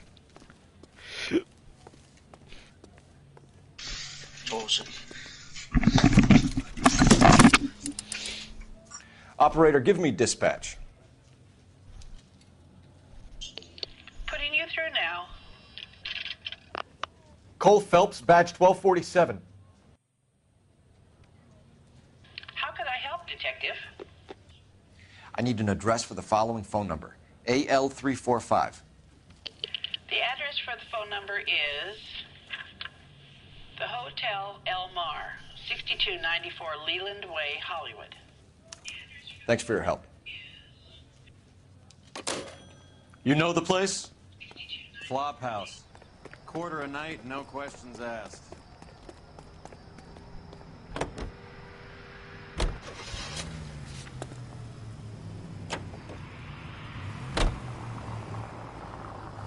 You seem to have a pretty cozy relationship with Cohen and Stompanato. Do I note a hint of reprimand in your tone, Detective? Talking to gangsters comes with the turf. You should try out Mickey's place. He's got a haberdasher's up on Sunset. See if he can get you out of those old man's clothes that you slink around in. It's a front for his illegal activities. It is that, but he does carry some very sharp suits. If it's okay with you, I'll stick with Brooke.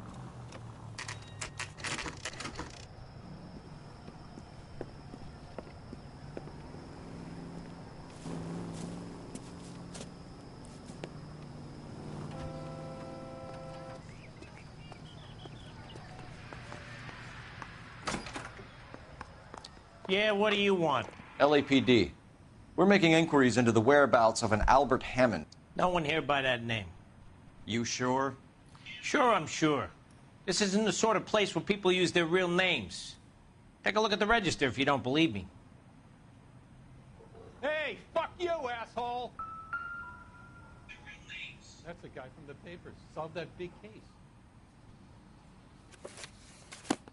Okay, so look for prominent Tommies. That should narrow it down. Hey, don't mind me.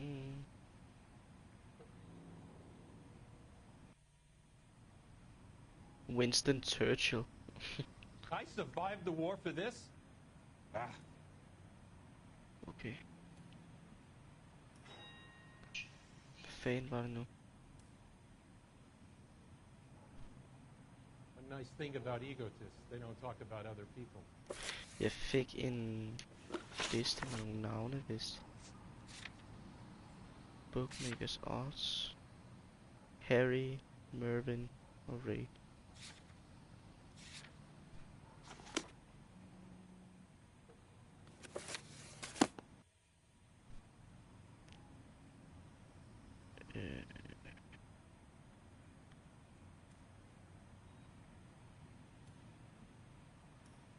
Did you read Marilyn about the woman who Monroe. stabbed her husband and then pushed him in front of the car?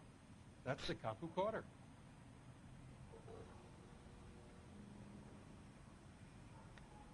Jeg synes ikke rigtig, der er nogen af de her navne, der giver mening.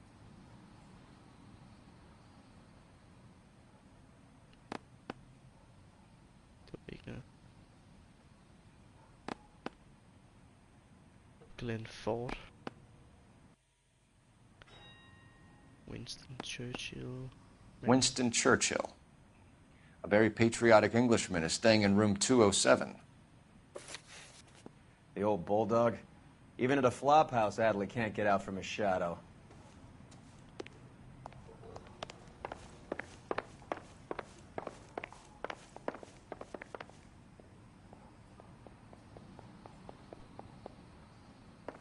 Three blondes walk into a bar. Door's unlocked. Looks like he's had a broad up here. Valentine's chocolate. Does Albert have somebody special? I didn't see anyone in his corner at the fight.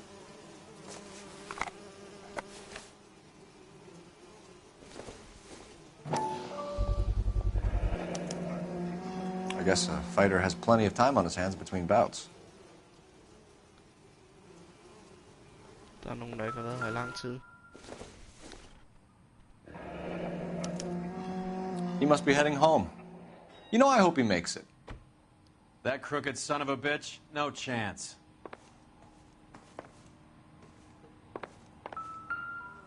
Hvad fanden er det? En bideskin, eller hvad? Don't think this is any use to us. Ja. Godt nok et klam sted at lægge den. Jeg skulle fandme ikke den der munden bagefter. Instaheat. Adrian Black's product of choice. Seems like a lifetime ago.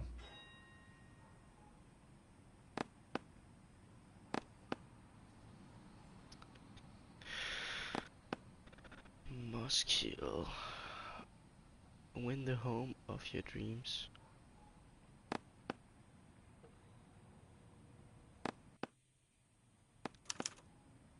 Candy has expensive taste.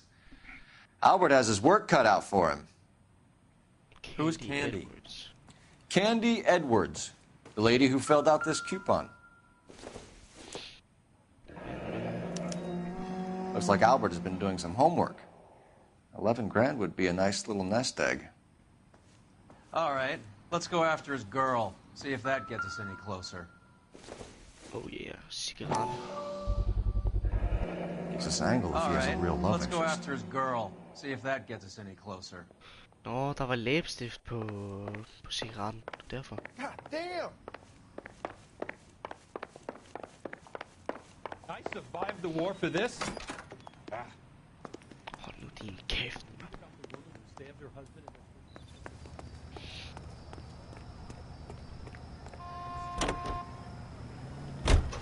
Judy, Candy Edwards.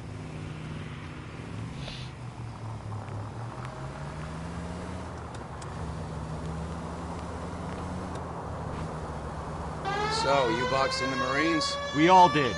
Standard training. I can't imagine you ever played dirty. The only prize for taking a fall was 1,000 push-ups.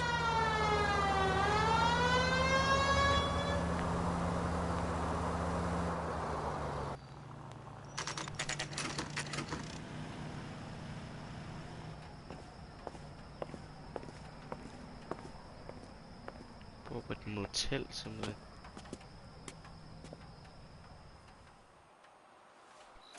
We need to know which room is Candy's. This guy must have escaped. LAPD, ma'am. We're looking for Candy Edwards. Apartment 7.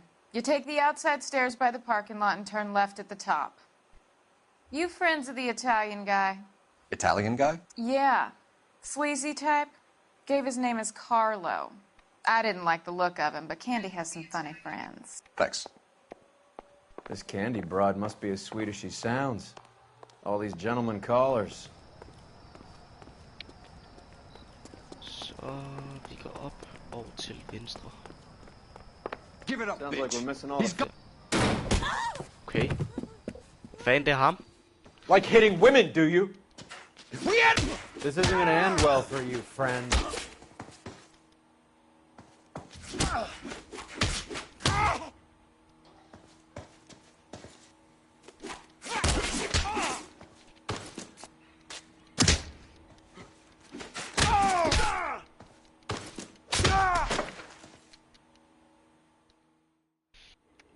Shit, man. Dræbte han Candy? Out cold, but breathing. Give her a minute and take a look around. Ja.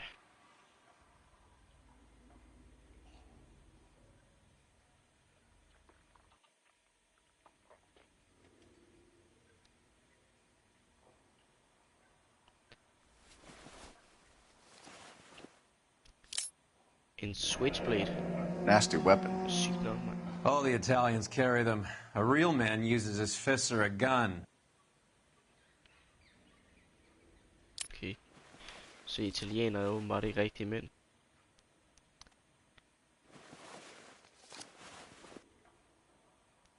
Halløj, du. Carlo here seems to have the same friends as Hammond. What are the odds on them all being bookmakers? Harry, Mervyn og Ray. Det var de der står på sedlen. George, Wallace og Robert. Der er et kryds for dem. Okay. Niks. Lad os tjekke.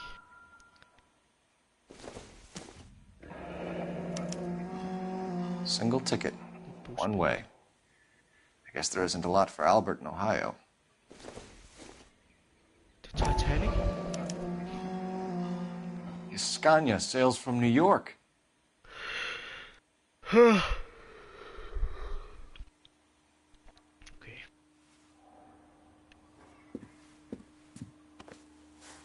Take a seat, Miss Edwards. We have some questions for you to answer. Look, I haven't done anything wrong. Ever? I find that pretty hard to believe. Du er også bare så klog, Roy. Altså din... Can you answer some questions now, Miss Edwards? Sure, I've had worse. I'll shake it off. Bing shilling. You're leaving town, Miss Edwards? Yes, I'm going straight home. Ja, det... Ej, det smager.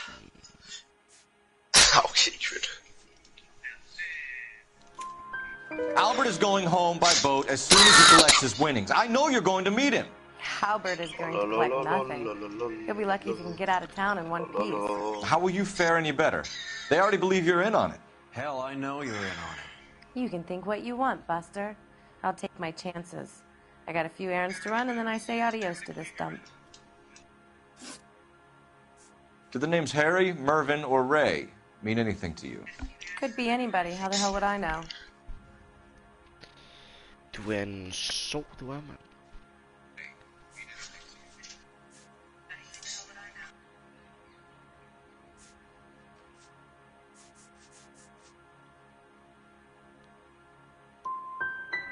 Give up these men, Miss Edwards, and we'll think about letting these charges against you slide. No, and so fat. Charges against me? All I have to do is try and look out for Albert. Now he skips out and I have to take beatings for him as well? Piss. We're trying to track down Albert Hammond. We have reason to believe he might be in danger. Do you know where he is? No, I don't. I'm over Albert. I haven't seen him. Du har lige sagt, du fucking... Altså, holder øje med ham, din idiot, mand. Magazine coupon. You're lying, Candy. You were in his hotel room. He came back after the fight and you weren't there. What happened? You can't prove that I was in the room. Nå, ja. Slet ikke, nej.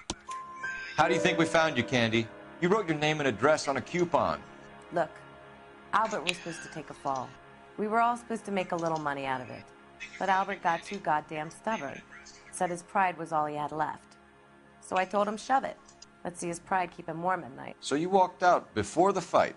Yes, I did. What's the problem? I didn't take anything. Do you want to press charges against Arcaro? Just get him out of here. That's all I want. Get out, Carlo, you hump. And get rid of that pig sticker. You ever pull that thing on me, I'll shoot you like a dog. That bitch knows where Hammond is. She knows where my money's gone. My money too, tough guy. I'll handle this. Good luck, Miss Edwards. I hope things work out for you. Thank you. It's very kind of you to say so. Bad people are looking to hurt Candy, and yet she's not heading straight for the train station? I smell a payoff. I say stake her out. See where she goes.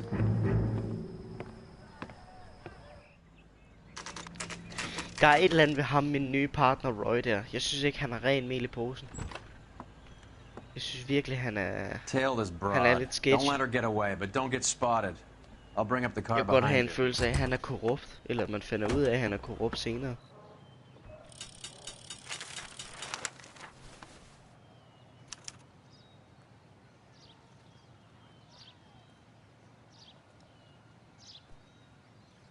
Incognito.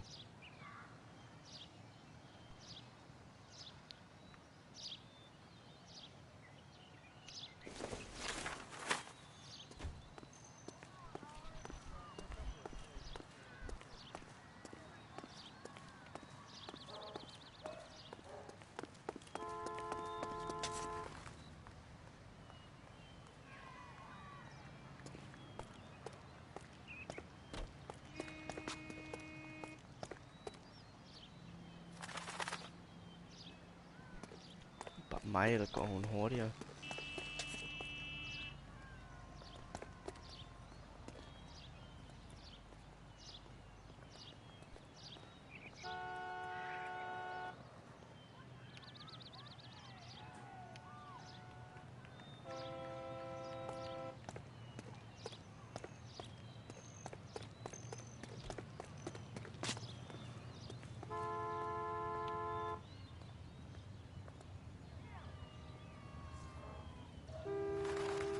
Tilbage. hele tiden.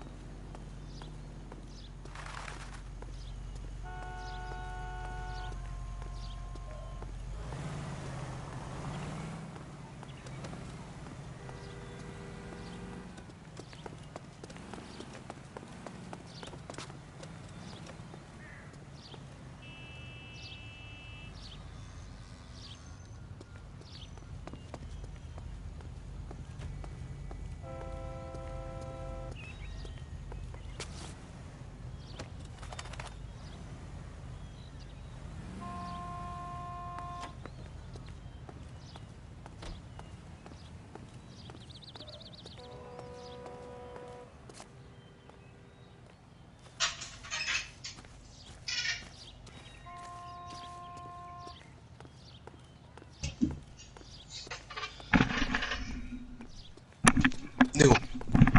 Ja. Jeg er tilbage. Fedt, man. Jeg fejrer den negative.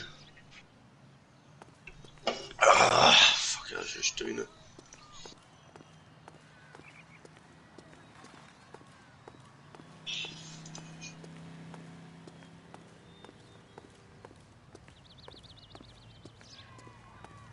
Hey, hey, det der røde hus, var det ikke... Hvad er det der? Hvad? Hvad er det, Julie? Hvordan fanden fandt hun mig, mand? Jeg gik jo 40-100 meter bag hende, mand. Ej, prøv at gå ind og kigge, hvad Julie har sendt.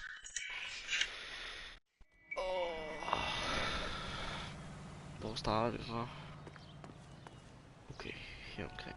Skide godt. Så venter vi lige her.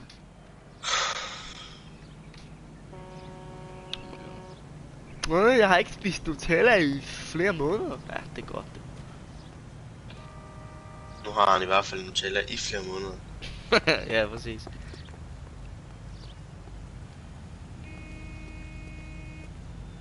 Han er egentlig ikke stadig inde i partet. Jule?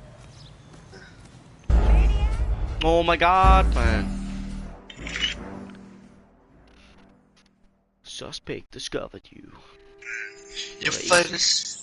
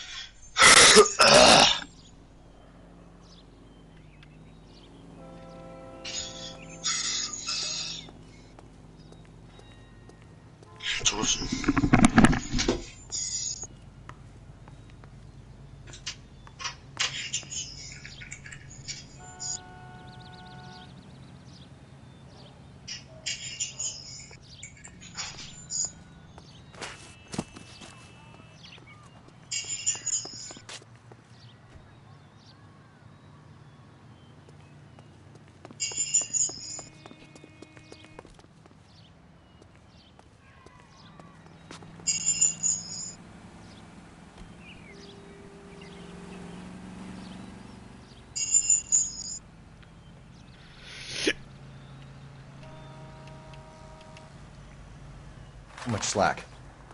Gotta get closer. Okay.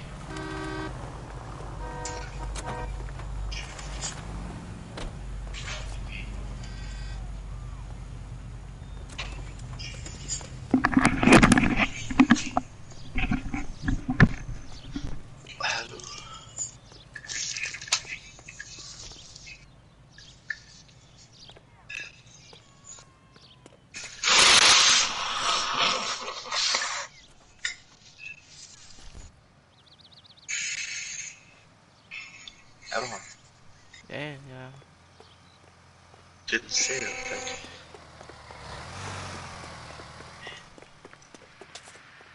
Det ser så.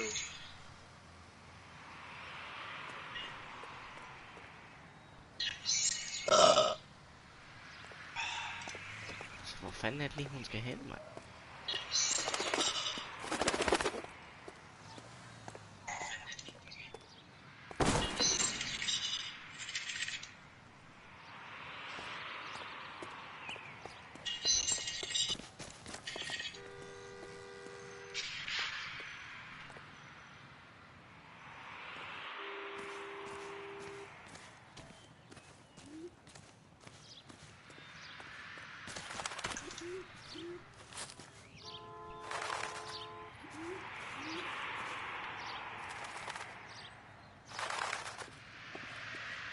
Hvor langt skal hun lige fucking, altså?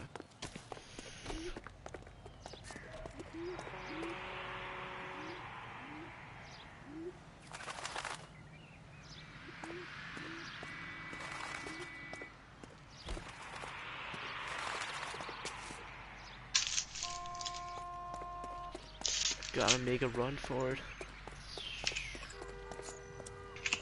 Sådan der.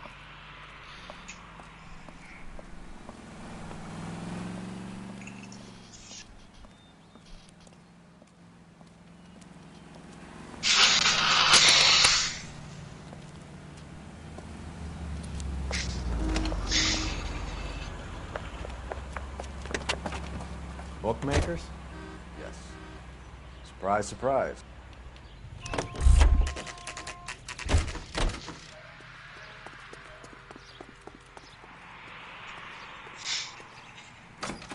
I think his name is Phelps. A blonde woman just came in here. He brought in that case. She went out the back way. Said she was being watched. How much did she collect? $3,600. She cleaned me out. On the Hammond Kid Galahad fight? You got it. I'm not complaining. We all made a lot of money on that one. Huge plunge on Galahad, and then Hammond knocks the bum out. So she collected the money and went out through the back door? Nope. She made a phone call over there, wrote something on a notepad, and then left.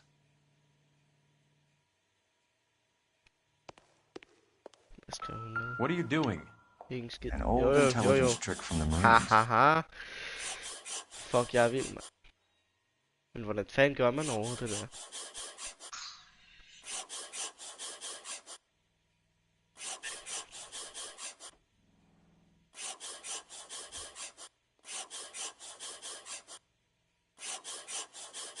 Try fat something.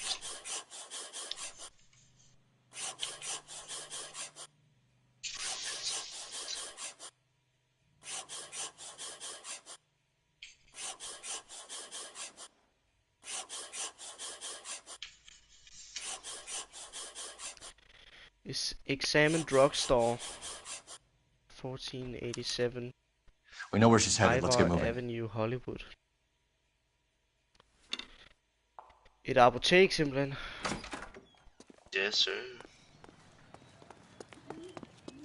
Og så løber hun ud den her vej.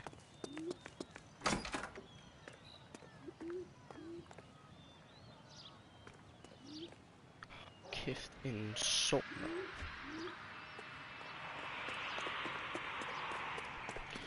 Hun er åbenbart klogere, end man lige skulle tro. Hun vidste åbenbart, at hun var blevet forfulgt. Car 11K, 11 King. Further to your request, Bunko Fraud has 3 known bookmakers operating out of storefronts in the Hollywood area. Thrifty Liquor, 6106 Santa Monica, the Examiner Drugstore, and a Max Spirits at 1658 North Cherokee. KGPL clear. Hammond backed himself to win. And Candy is picking up the winnings. Smart play. Question is Candy collecting on Albert's behalf, or is she cheating him too?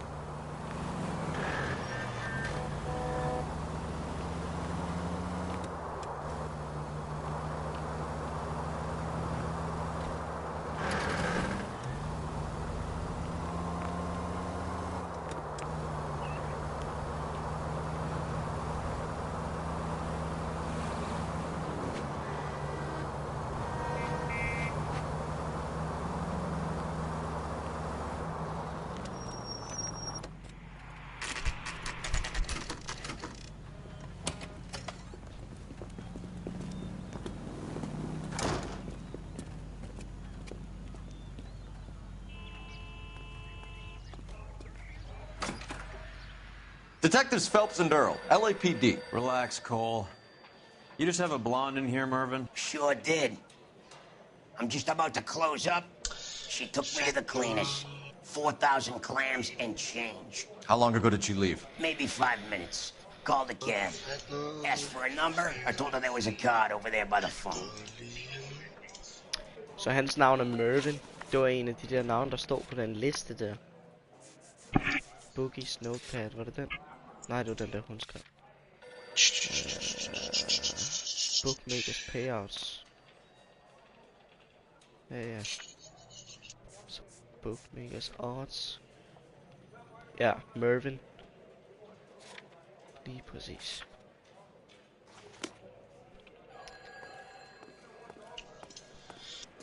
Roberto. Yellow Cab Company. Yellow Cab. We need to get after her, fast. Fan. Telefonen ringer. Operator, message for KGPL. Putting you through now. Can you connect me to the Yellow Cab Company? Hollywood 2187, please.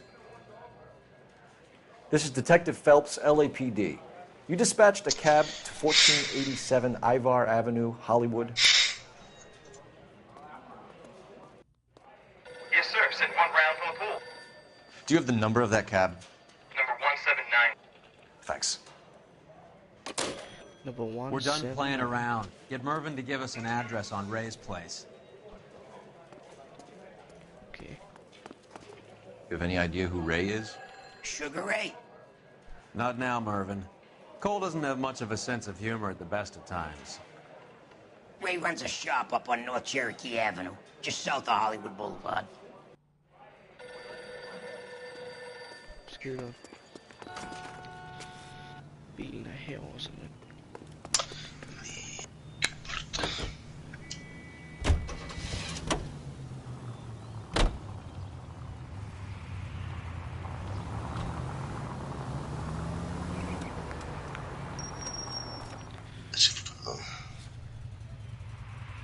Oder die Musik. Wait eine Minute. This broad's planning on cleaning out every bookmaker in town. Hammond needed to make sure he was getting a bigger payday than if he'd taken the flop. Never trust the limeys, especially where a fight's concerned. A mistake we can't seem to stop making. Any Central Unit of 484 just occurred, 3155 West 4th Street. Unit to handle code 3 identified.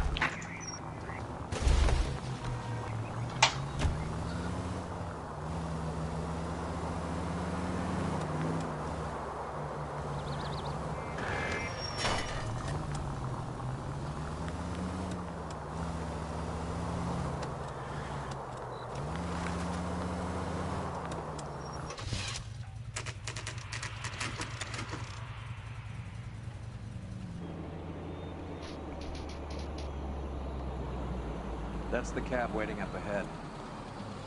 She's not in the car. Don't get too close. She must be inside.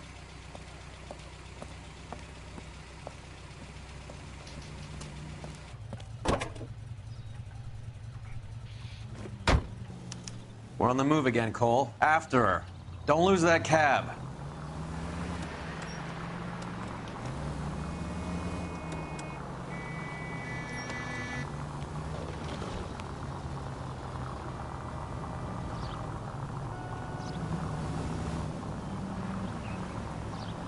How many stops is she gonna make?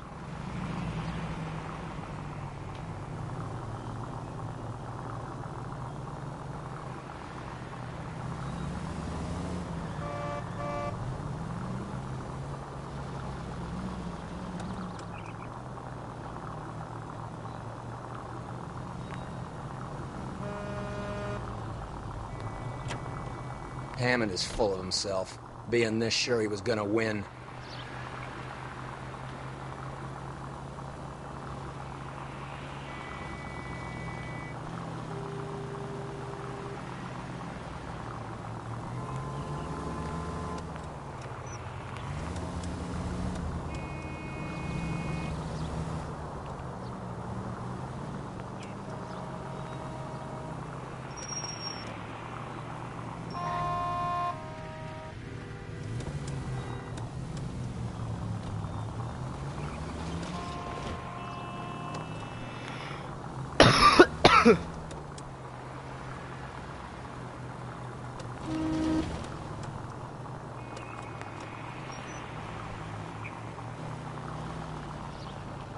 That bitch is giving me what I'm owed. That's all I know.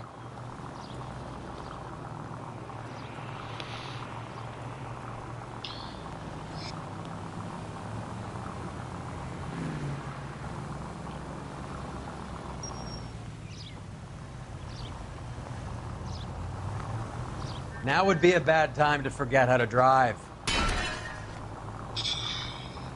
Det er også træls.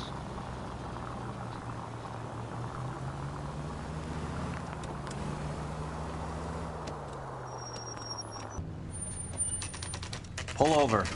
He's heading inside. Det var hendes busbillet der.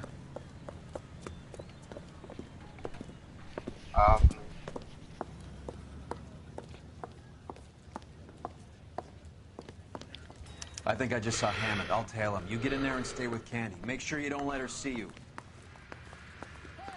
Fuck you! I swear, this town is going straight to hell. Fuck, det for en omvej, hun tager, mand. Oh my god. Jeg rejser mig op. Og så får jeg bare at vide, at jeg er en maniac, seriøst. You are a maniac. Ja, det er godt. Pull over. She's heading inside.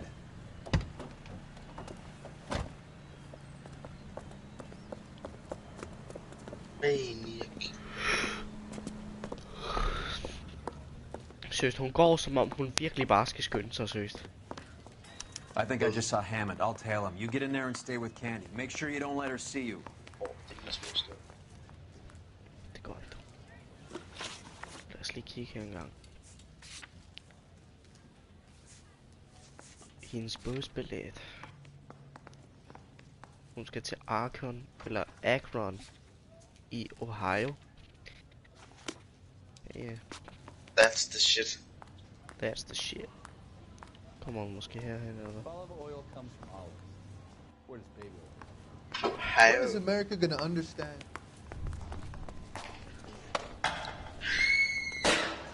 What the fuck?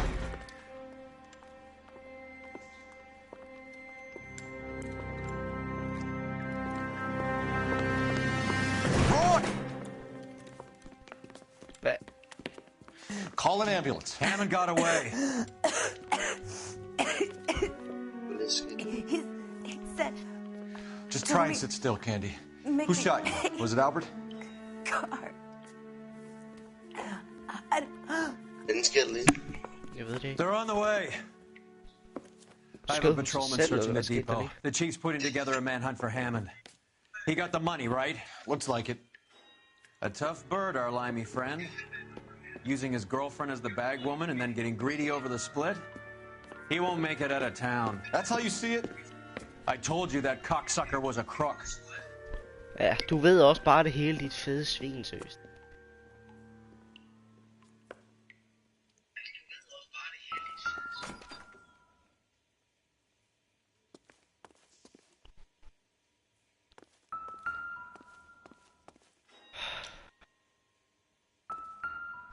Okay. Så der har vi morvåbnet.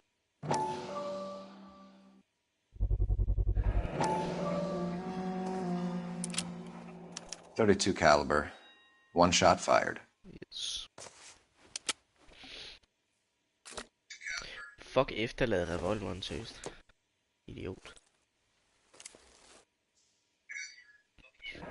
Det er sgu den anden del af The Egyptian Theater. Film, eller hvad hedder det, filmbilletten.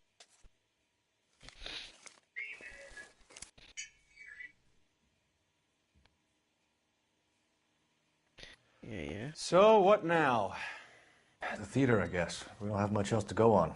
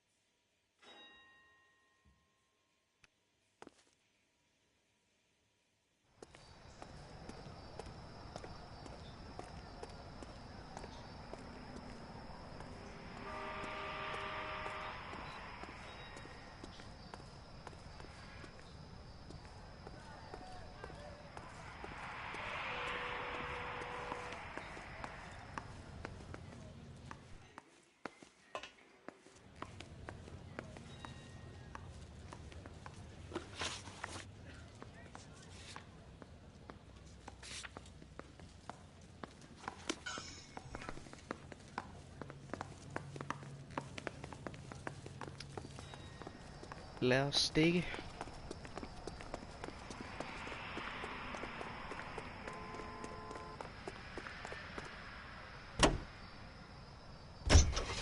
Get a move on, Roy. Hoo-ah. All right, all right.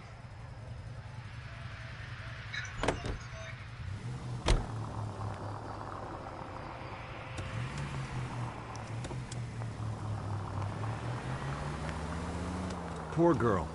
She didn't deserve that. Poor girl. Half the precinct aren't taking a vacation this year because of her. You need to leave town a lot quicker than that if you decide to screw over Mickey C. Hvad fanden?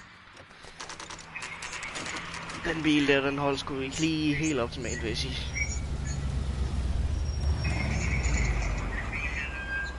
This seems like a long shot. Aren't they all?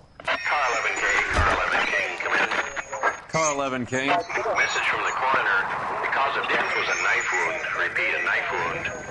The revolver appears to have belonged to the victim. Son of a bitch. He stabbed her. I thought you said real men use their fists, not guns. That guinea cocksucker. You think he got the money too? Come on, Roy.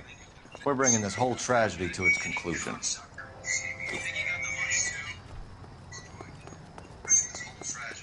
Lad os komme afsted. Vi tager den højre der. Why did you kill her, Carlo? Your gripe was with me. Fanden. She was collecting the money for you.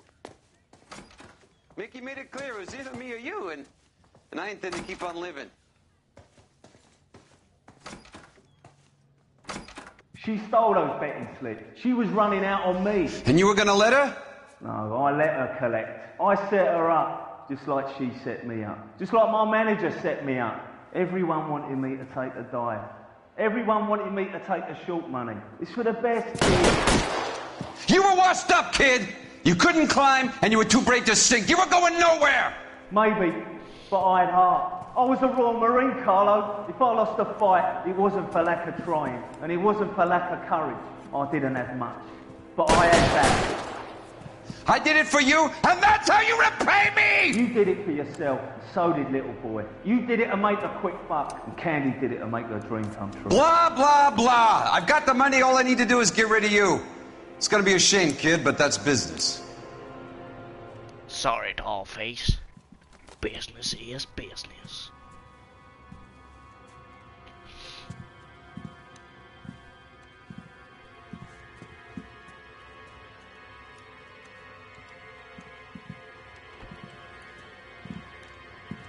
We've heard enough, Arcaro. Put down your weapon. You're making a big mistake, Arcaro. Jeg skød ham i hovedet!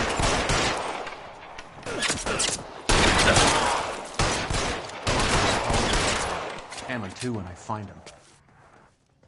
Og ham den sidste, han er selvfølgelig ovenpå.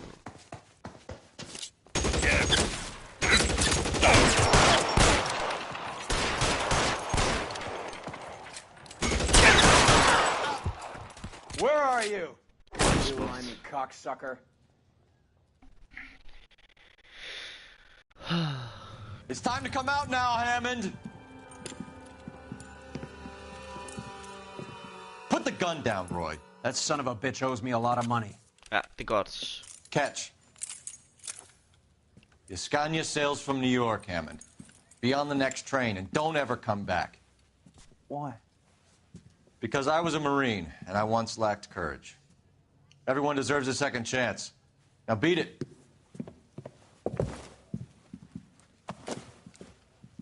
Fuck you! That English prick is getting away with my money, Phelps!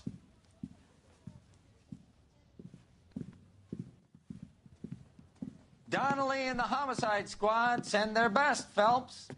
They're more than pleased that you wrapped up the Edwards killing.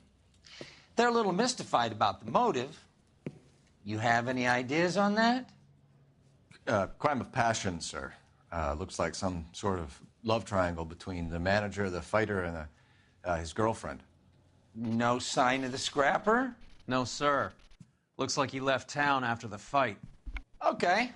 It's homicide's problem now. Good work, gentlemen.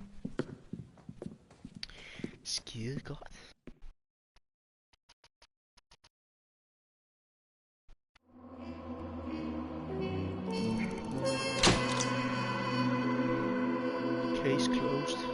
stjerner. Jeg kunne have fået 5 stjerner, hvis bare jeg havde fucking svaret rigtigt på endnu et spørgsmål. Seriøst.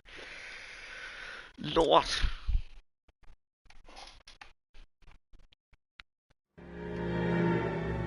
.187 at 5810 Murata Avenue. Homicide wants you over there.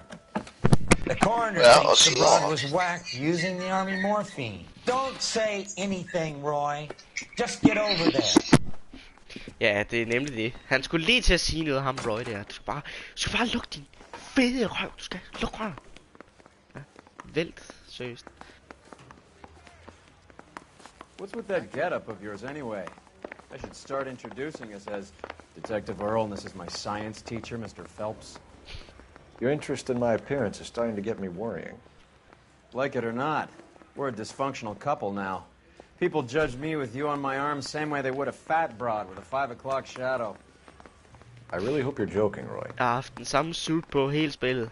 Og nu fucking skal han kommentere på lortet. Sådan, du ligner lort, man.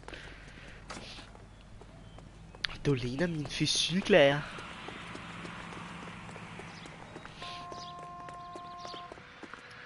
Ja, du ligner lort.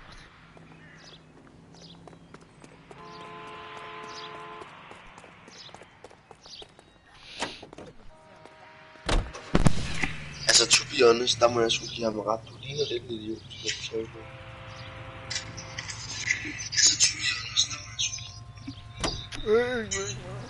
Det går godt, Seem distracted. We recovered some of it might be unaccounted for, so what? That's life. We did our job. Closing one case opens another. Do you have any idea what is really going on while we're wasting our time following this stuff? Are you going to tell me? The deals being done right now will change the face of L.A. forever, and we're wasting our time on some hump. Someone's little girl. Visit the morgue at the end of the month when the John and Jane Does are cremated. Their percentages. The odds for and against lightning striking.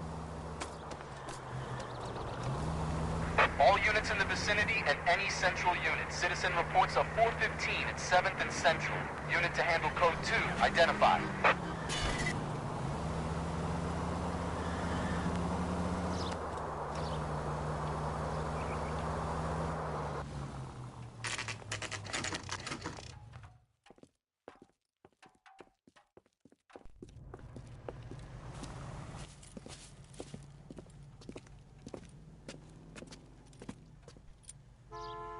Second floor. Apartment 6. In the back. Thanks.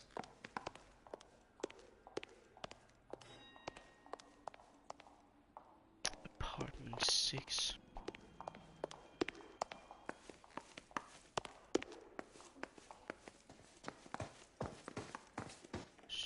Or 6.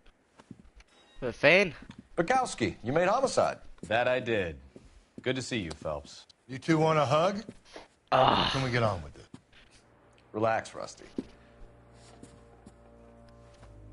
26 years old, fashion model. Found in the tub by the cleaning lady, Mrs. Reynoldson. She called it in. We heard Carruthers thinks... Carruthers likes to make work for people. Overdose of sleeping pills. Falls asleep in the tub. Rest in peace. Case closed.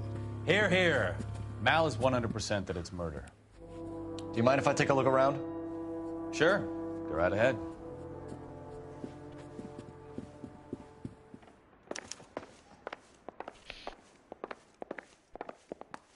Phelps? Mal, we've had a look around. Rusty thinks it's a waste of time. What's your theory? Come on, Mal. Tell us why we were dragged down here. If the victim was alive when she entered the tub, water would have entered her lungs. The water is violently churned in the windpipe as she drowns. The result is that a lot of foam is generated. This foam is found at the mouth and nostrils in almost all cases of real drowning. Notice anything about our Vic? May I took a look? Be my guest. Det ligner, hun er blevet bidt på armen, seriøst. På begge arme. Take a closer look at her head and neck. Bruising on the forearms, and these look like bite marks. Præcis, man. Very good. Jeg er bare vild.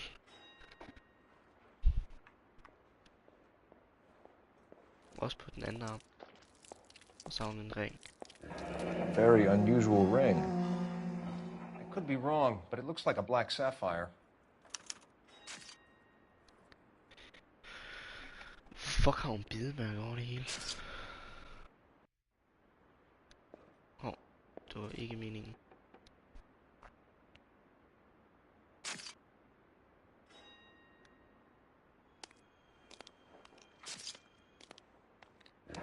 Her neck is bruised pretty badly. The eyes are a classic sign of morphine, and the bruises tell their own story. I think one man held her down and another held her arm and injected her.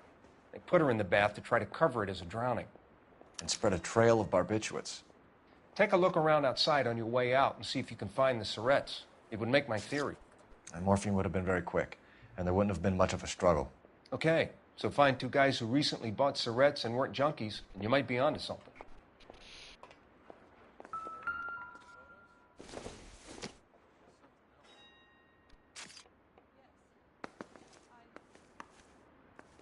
Måske er der noget andet et sted.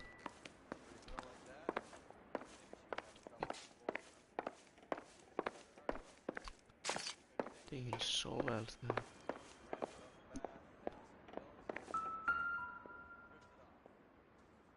Quality English smoking jacket. I don't know anyone under 45 who would wear one.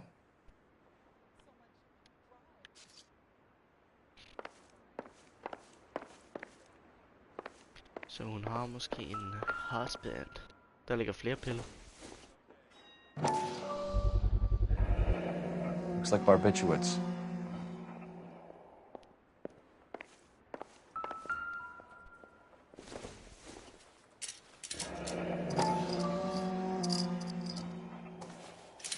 Barbiturates. Flere. What else is rattling around in this thing? Fucking sovepiller, mand. Hun har søvnproblemer.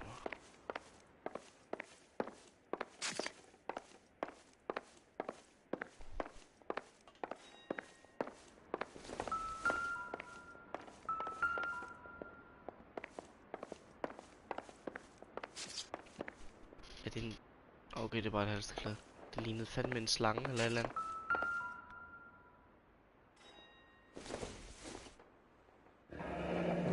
Beautiful girl. Clothes certainly aren't from the Sears catalog. There's been a modeling assignment. Så enten så har hun røven fuld af penge, eller også kender hun en, der har røven fuld af penge. This is all top end of town stuff. Gives us somewhere to look. Hvad? Further investigate object.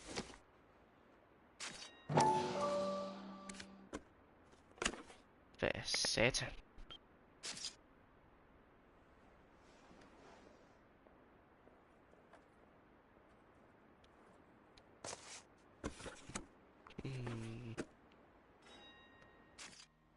Det kan ikke være helt tilfældigt, at man må kigge om bag.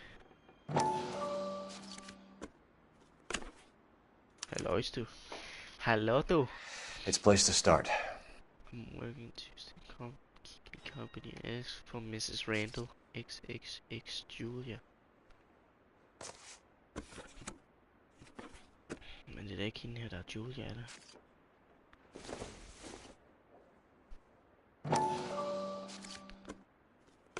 Og det er der ikke.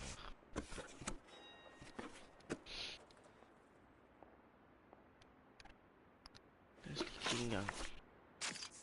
People. Mrs. Reynolds.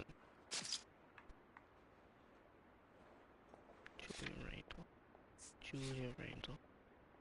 Okay. Så Julia, det er hende, der er blevet dræbt. Så det her er ikke et brev til hende, det er et brev fra hende. Eller er det en note, der står? Det må I'm være Detective Phelps. I'm here to try and help Julia. Do you mind answering some questions? Virginia Reynoldsson, I'm just so shocked. I feel like there's something I should be doing, someone I should call. We can make those calls, ma'am. Who needs to be notified? That's just it. I don't know. Miss Julie doesn't have any family in town. Someone has to set her affairs in order. Mr. Henderson, maybe? Who else is there? I don't know. If you give the details to the other detectives, ma'am, they can try and get in contact.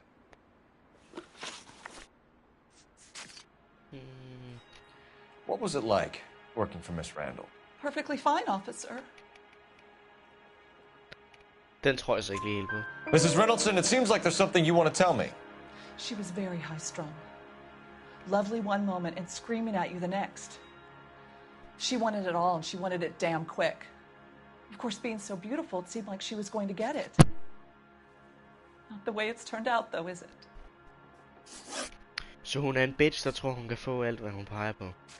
Did Miss Randall have many friends visit? I'm not sure. I only come around twice a week.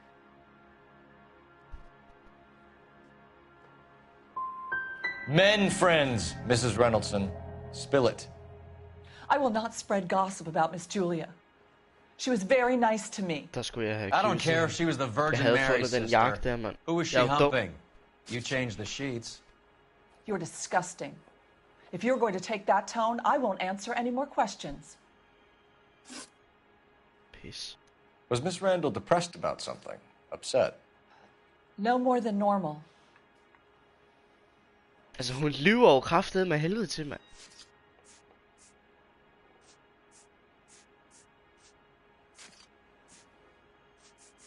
Possible suicide. Cute. What are you hiding here, Mrs. Reynoldsson?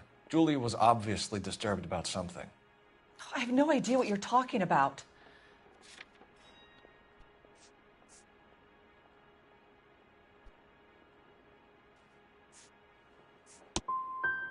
If you were any kind of a detective, you would be trying to blame all this on Miss Julia. I know you're trying to protect Julia, Mrs. Reynoldsson, but it won't help us solve the case. Julia can't be hurt anymore.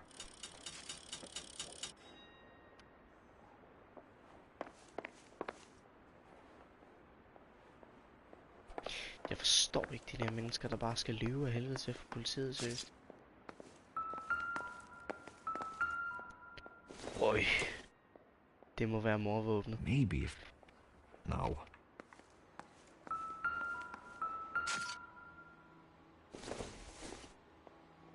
I don't think this is going to help us. En kagerulle.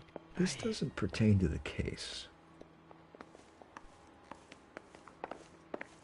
Flyt dig ud. She was so beautiful and so young. Can you leave me alone now?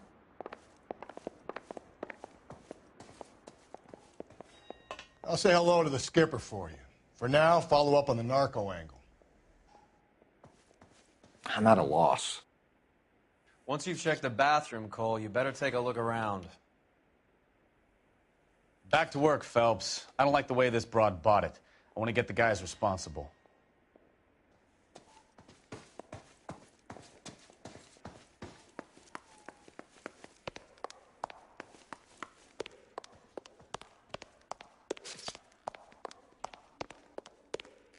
Skide godt.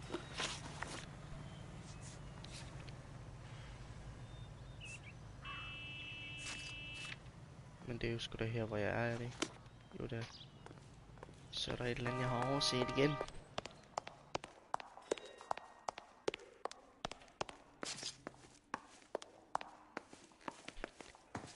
Fordi den er ikke blevet krydset af.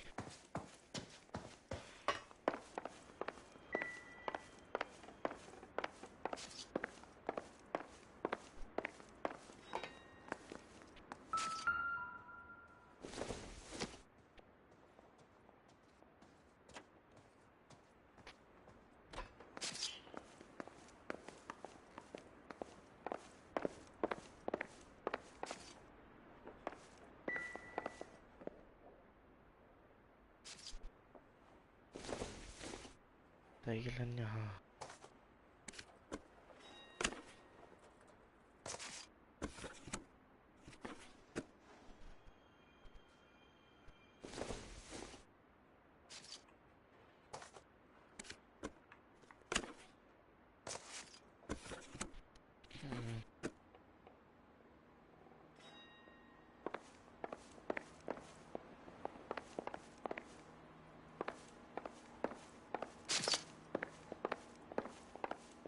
Look, I got nothing to tell you, and I can't work with you under my goddamn nose every second. Hvad fanden, hun er blevet flyttet.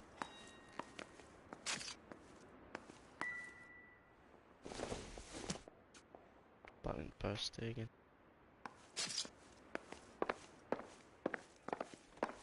Noget jeg har misset soveværelse måske.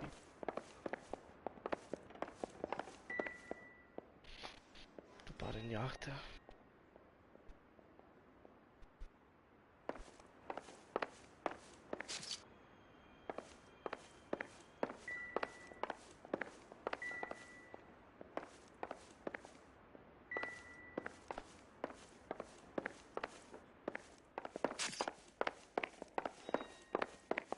Det er godt, så står han i vejen.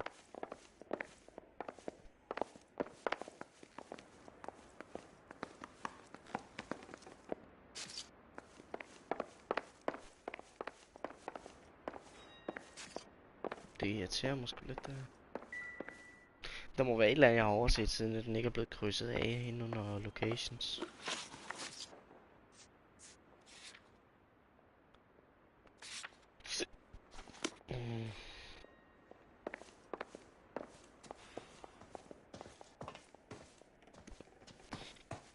Vi må bare tage videre.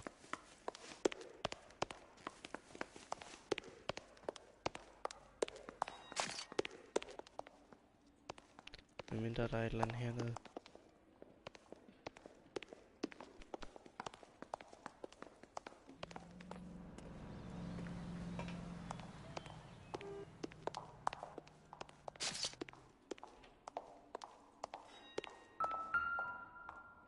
Nå ja. Han bad mig om at kigge efter sådan nogle her. Mal will be pleased. Well, that's hardly conclusive, given the number of those things we've come across recently. The autopsy will confirm it one way or another.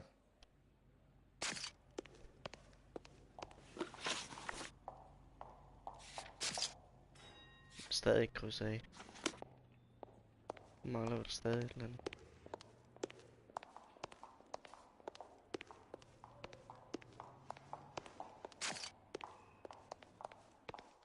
Eller hvad?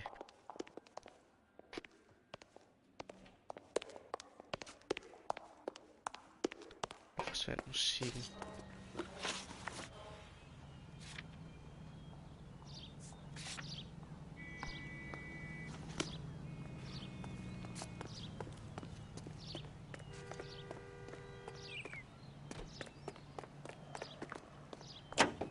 His name is Phelps.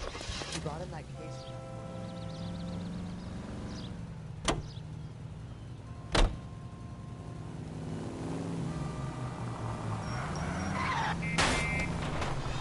Christ alive, this is a nightmare! Tusind tak, tusind tak.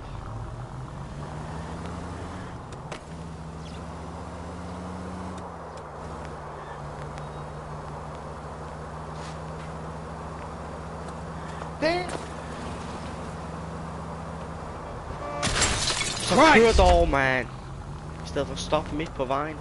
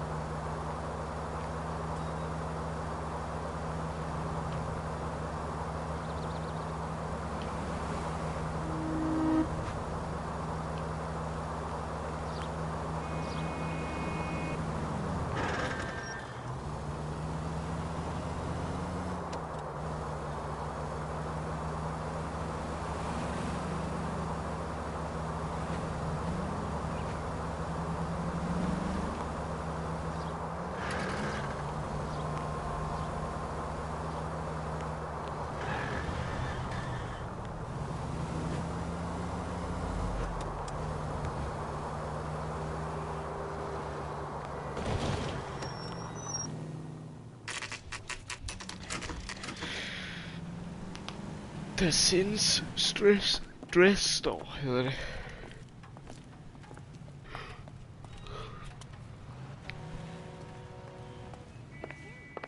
Well, hello. What can I help you with today? Hello. LAPD, ma'am. I hope I haven't done anything wrong. No, ma'am. We're making some inquiries about Julia Randall. Does she work here? No, I had to let her go. Is she in some sort of trouble? She was found dead this morning.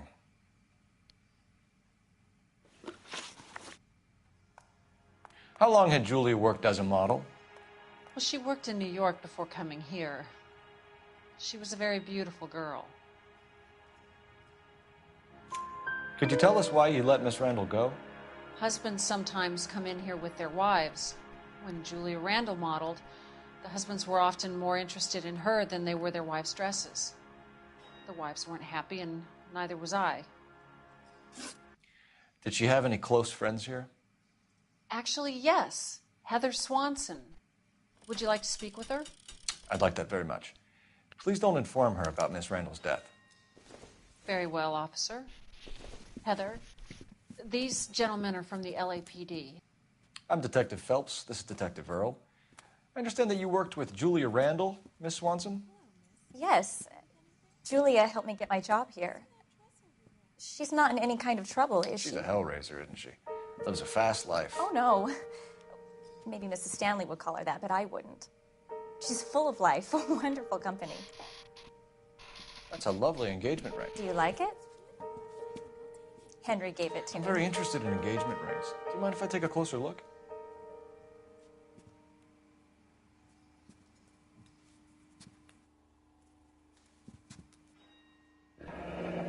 That's some pearl, Miss Swanson. Would have cost Henry a fortune.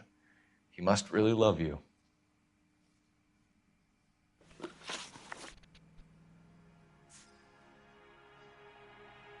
Are Miss Randall and Mr. Henderson engaged? Who's he? She was wearing a sapphire engagement ring. Someone must have given it to her. She never mentioned a man named Henderson to me. How did you meet Julia? I was introduced through my fiancé, Henry Arnett.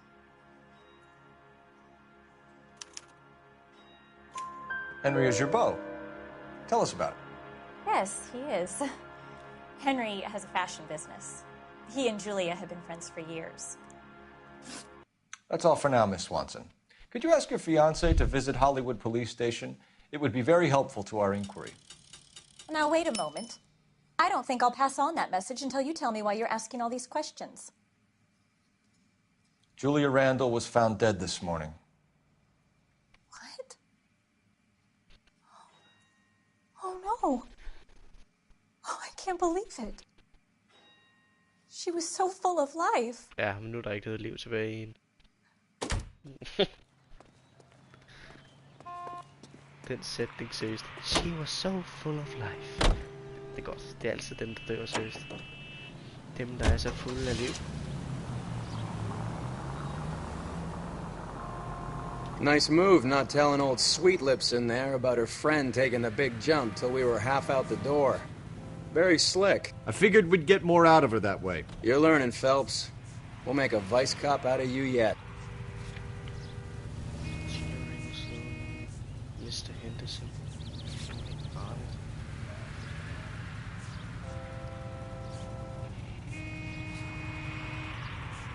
Heather Swanson.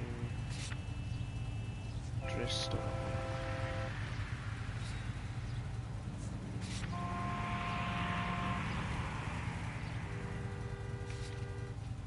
Henderson.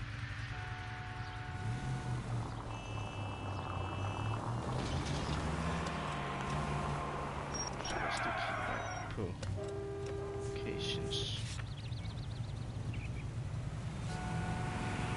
Der er tydeligvis et eller andet, vi har misset.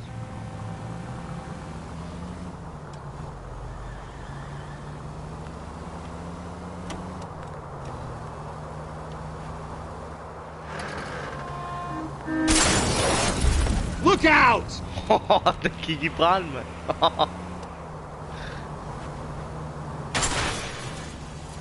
Og nu kører jeg da også bare elendigt.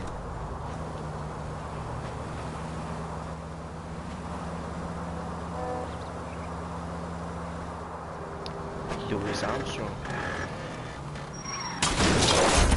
Phelps!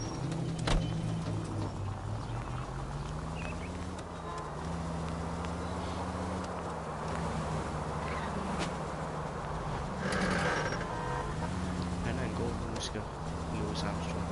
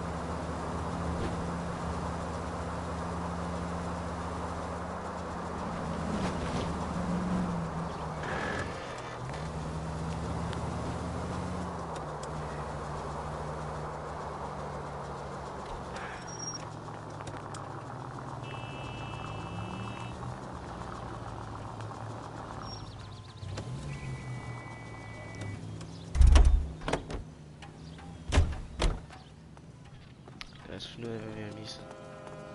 Lige høre politibetjenten, der står herovre. Han siger ikke noget. Er det bare det her, vi skal kigge på, måske? Nej. Heller ikke.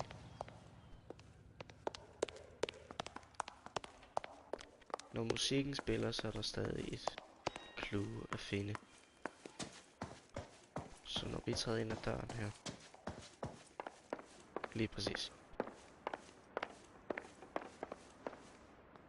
Nu har hun skrevet hende der. Så der er et eller andet, vi har misset. Måske en lokation ude af vinduerne.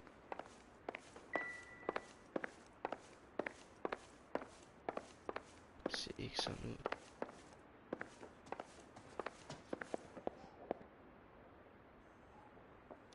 I'm stumped. Ideas? Once you've checked the bathroom, Cole, you better take a look around. Ja, det har du sagt.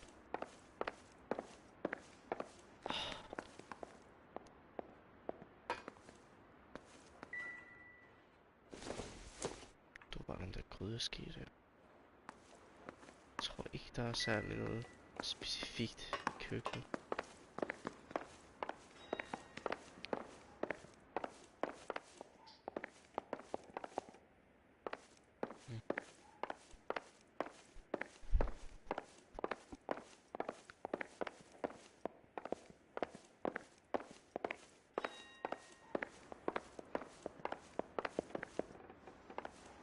Det er sgu lidt halvirriterende, det her. Pillen havde jeg kigget på. Jeg havde også kigget på den her over.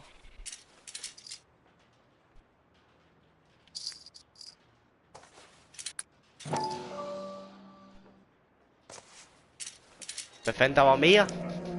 I think our work is done here. You should speak to a doctor. Prescribing both drugs would make her life a roller coaster. Take one capsule after a meal. A good-looking corpse. Find and inspect all of the narcotics in Julia Randall's apartment. Det er gjort. Så den lokation vist også krydset af. Ja, ja. Dr. Stoneman's practice. Der prøver vi så lige at se. Skide godt. Lad os smutte Roy. Din idiot, mand. Stefan, Rusty, we'll take a look around outside and then follow up these leads. Can you get some guys to run down the jacket?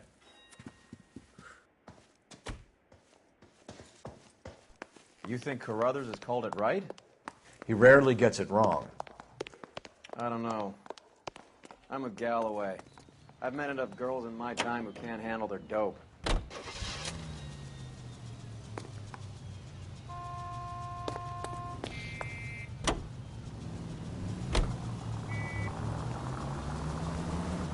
Bukowski, Galloway, quite the little reunion in there.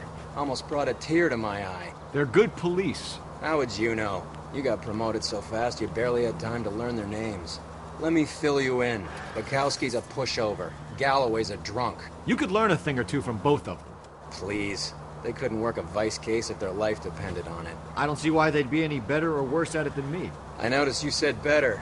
Hubris disguised as humility. Kind of your trademark, don't you think? Why do you always twist everything? Galloway's got nothing to prove. He's been on homicide for years. And he's welcome to it. You're a terrier, Phelps, and that's what I need. Not some old bulldog who can't get up a flight of stairs without coughing up his lunch. All units in the vicinity and any central unit. Citizen reports of 415 at 7th and Central. Unit to handle code 2, identified.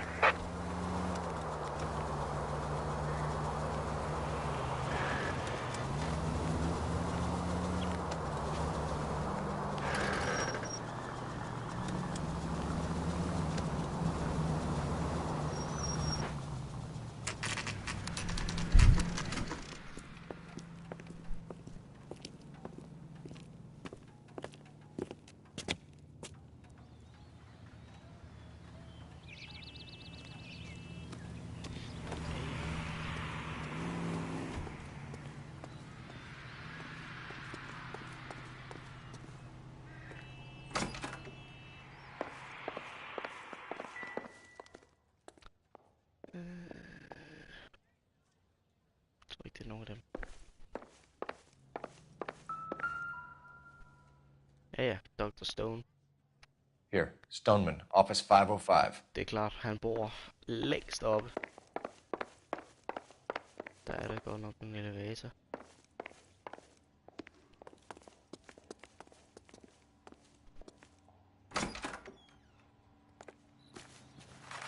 Så det er også noget at gå igennem her.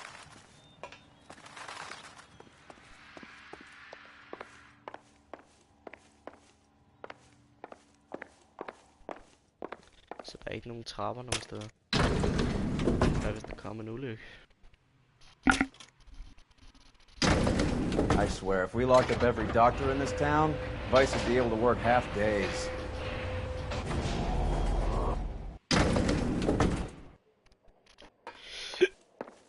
Yes.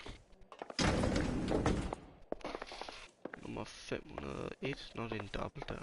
Nummer 502. 3, 4, 5.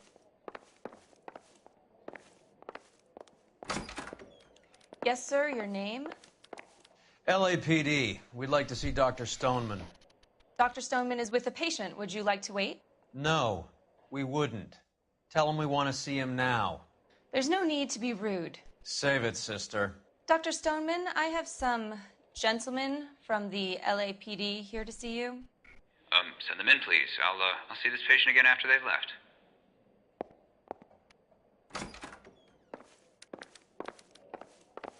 Your investigation is much more important than my sciatica. I'm just in pain here. Leave me alone. Hvad sker der herinde? Dr. Stoneman, we are investigating the death of one of your patients, Julia Randall. I'm very sorry to hear that.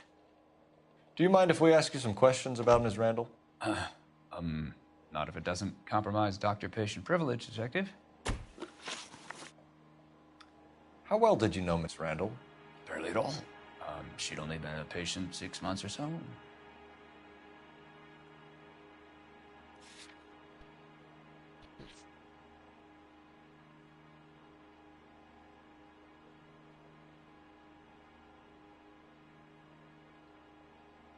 Breakthroughs, interviews, and interrogations. Please choose the correct answer at the user interview. Accuse. Julia Randall has been your patient for nearly a year. I'm sure you know that. Do you doubt my veracity, Detective? Do you have access to my patient records?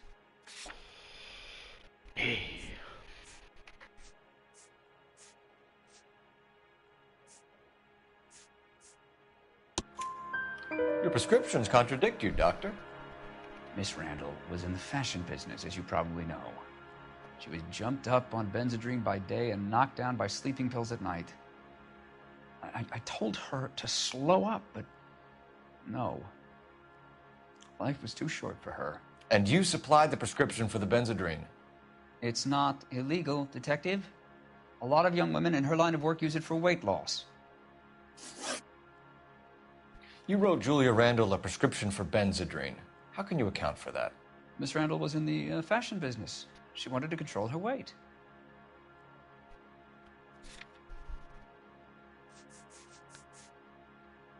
Hard model job.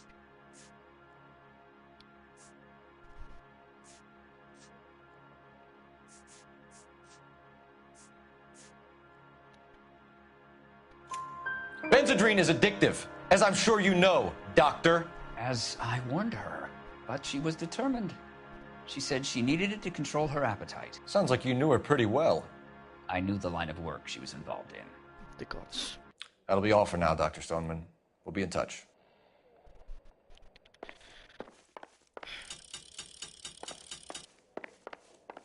Det skulle det samme fotografi, som hun har, mand.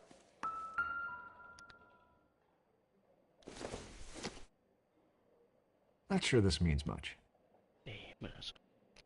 Jeg kan godt tage et kig. Incidental.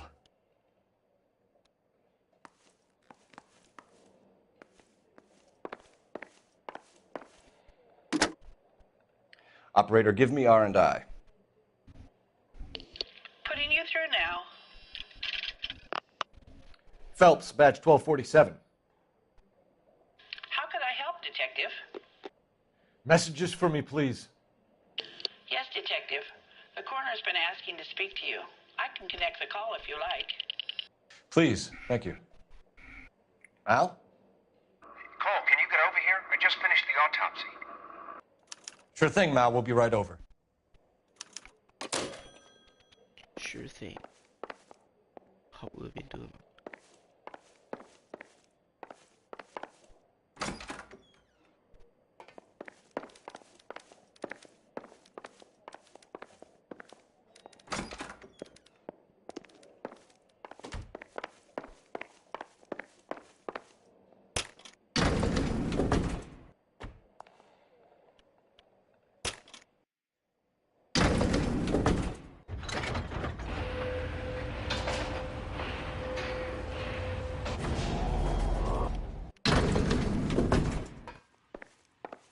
The old boy's lying. About what? I don't know. He looked relieved when you said she was dead. That's a strange reaction to have to the death of a young patient. Det kan jeg måske have ret i.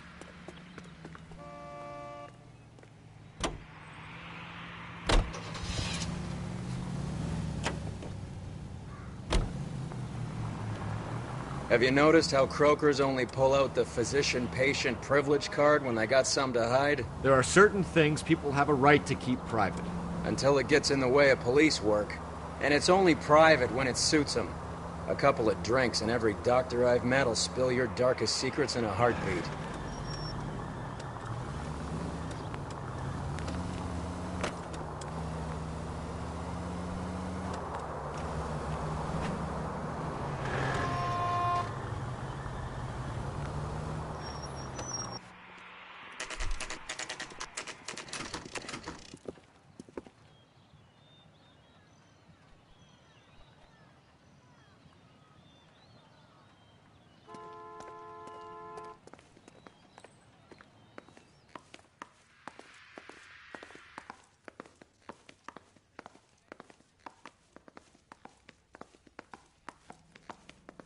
Cole, Roy, I have some information for you.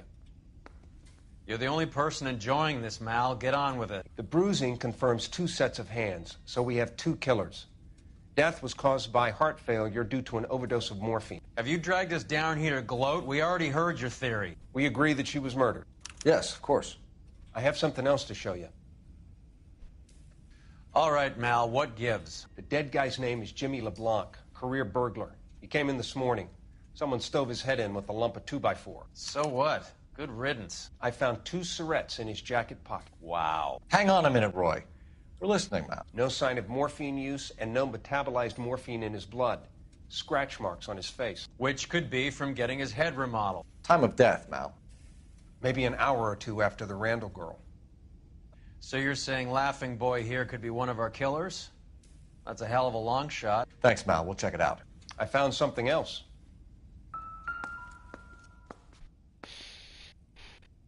Scratch marks. Kæft, mand. Han har haft det hårdt. Det er så ikke meningen, jeg skal gå ind på det igen.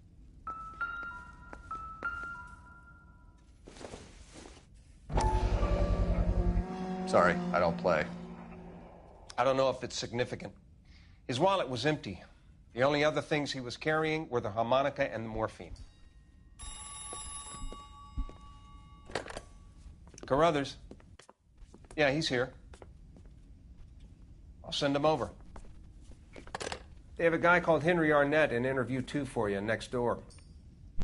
Let me know how you get on. Sure, Mal. And thanks for the lead. Sure, Mal. Thanks for the lead. Nico, Ja, hvad laver du? hvad mener du? Du kan lige forbi. Lige forbi hvad? Lige forbi hvad?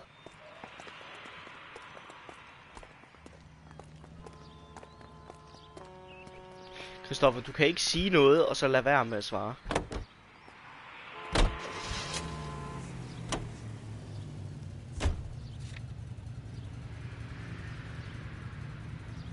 Wow, jeg er allerede. Ja, det ligger, da ens controller går død, ikke? Ja, det er godt. Hvad siger du? Jeg sagde bare, jeg havde 20 minutters delay, så... 20 minutters delay? Ja. Nej, nu må du lige styre dig. Det havde jeg. Ja, det er godt. Corner. Jeg kan tjekke ind, eller hvad?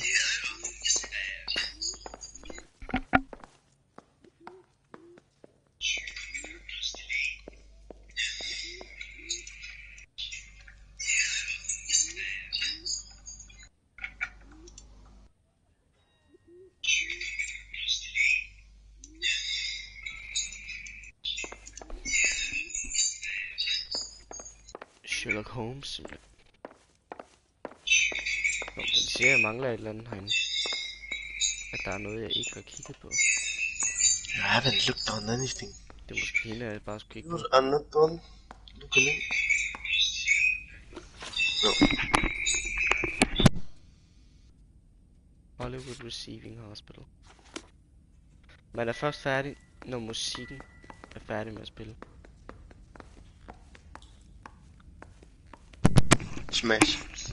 Ja, det er godt, Christoffer. Du er sikkert nekrofil.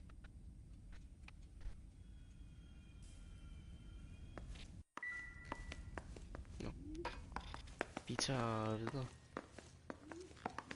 Den er...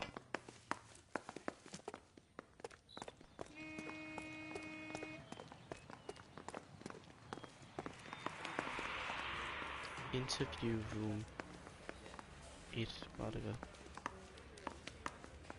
I gotta get this guy processed. Sorry, Phelps. You think those Vice boys get any on the side?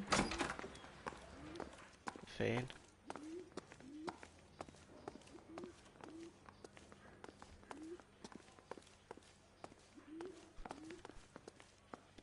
Advice? We should see what we can shake out of our net while we got him in the interview room. Det er sgu da ham bartenderen der fra en af mine tidligere sager. I... Hvad fanden var den hed?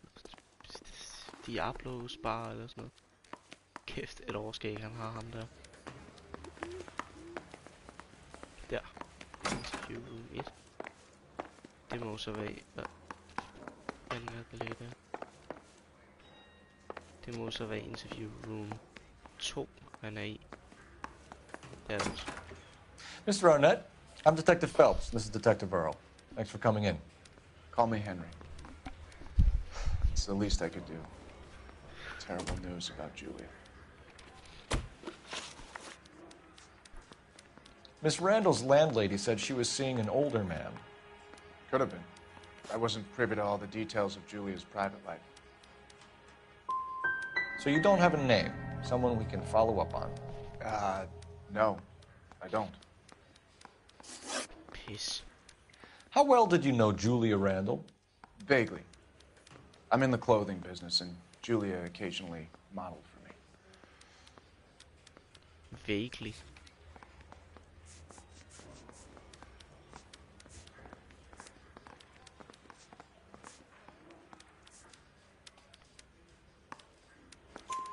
He's asking whether you banged her in a chuck on the shoulder fraternity kind of way. I'm engaged to be married. It wouldn't be polite. Answer the question. This will remain private? Heather won't have to know? Yes. We had relations.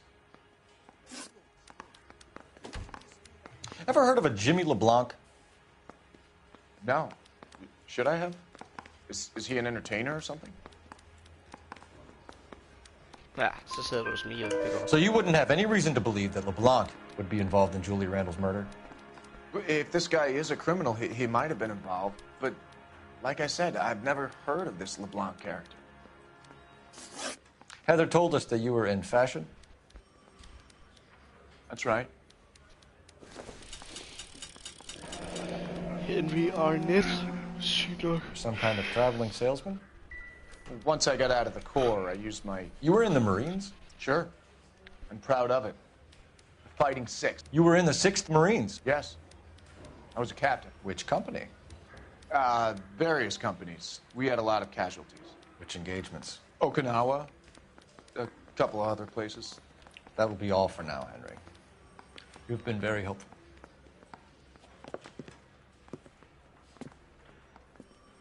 That son of a bitch was never in the Marines.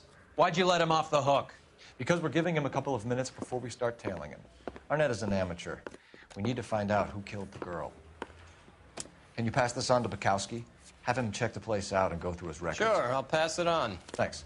Can you also have R&I run the records on a Jimmy LeBlanc and find out who was his last arresting officer?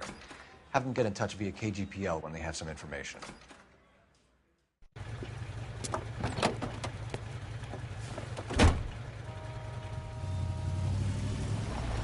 He's in that car at the lights.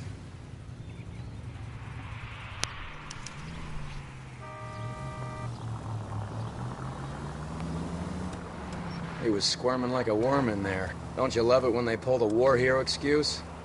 Actually, maybe you don't. Nå, Christoffer. Jeg skal ud og æde. Så jeg kommer altså lige til at stoppe streamen, så kan du ikke se med. Just so you know.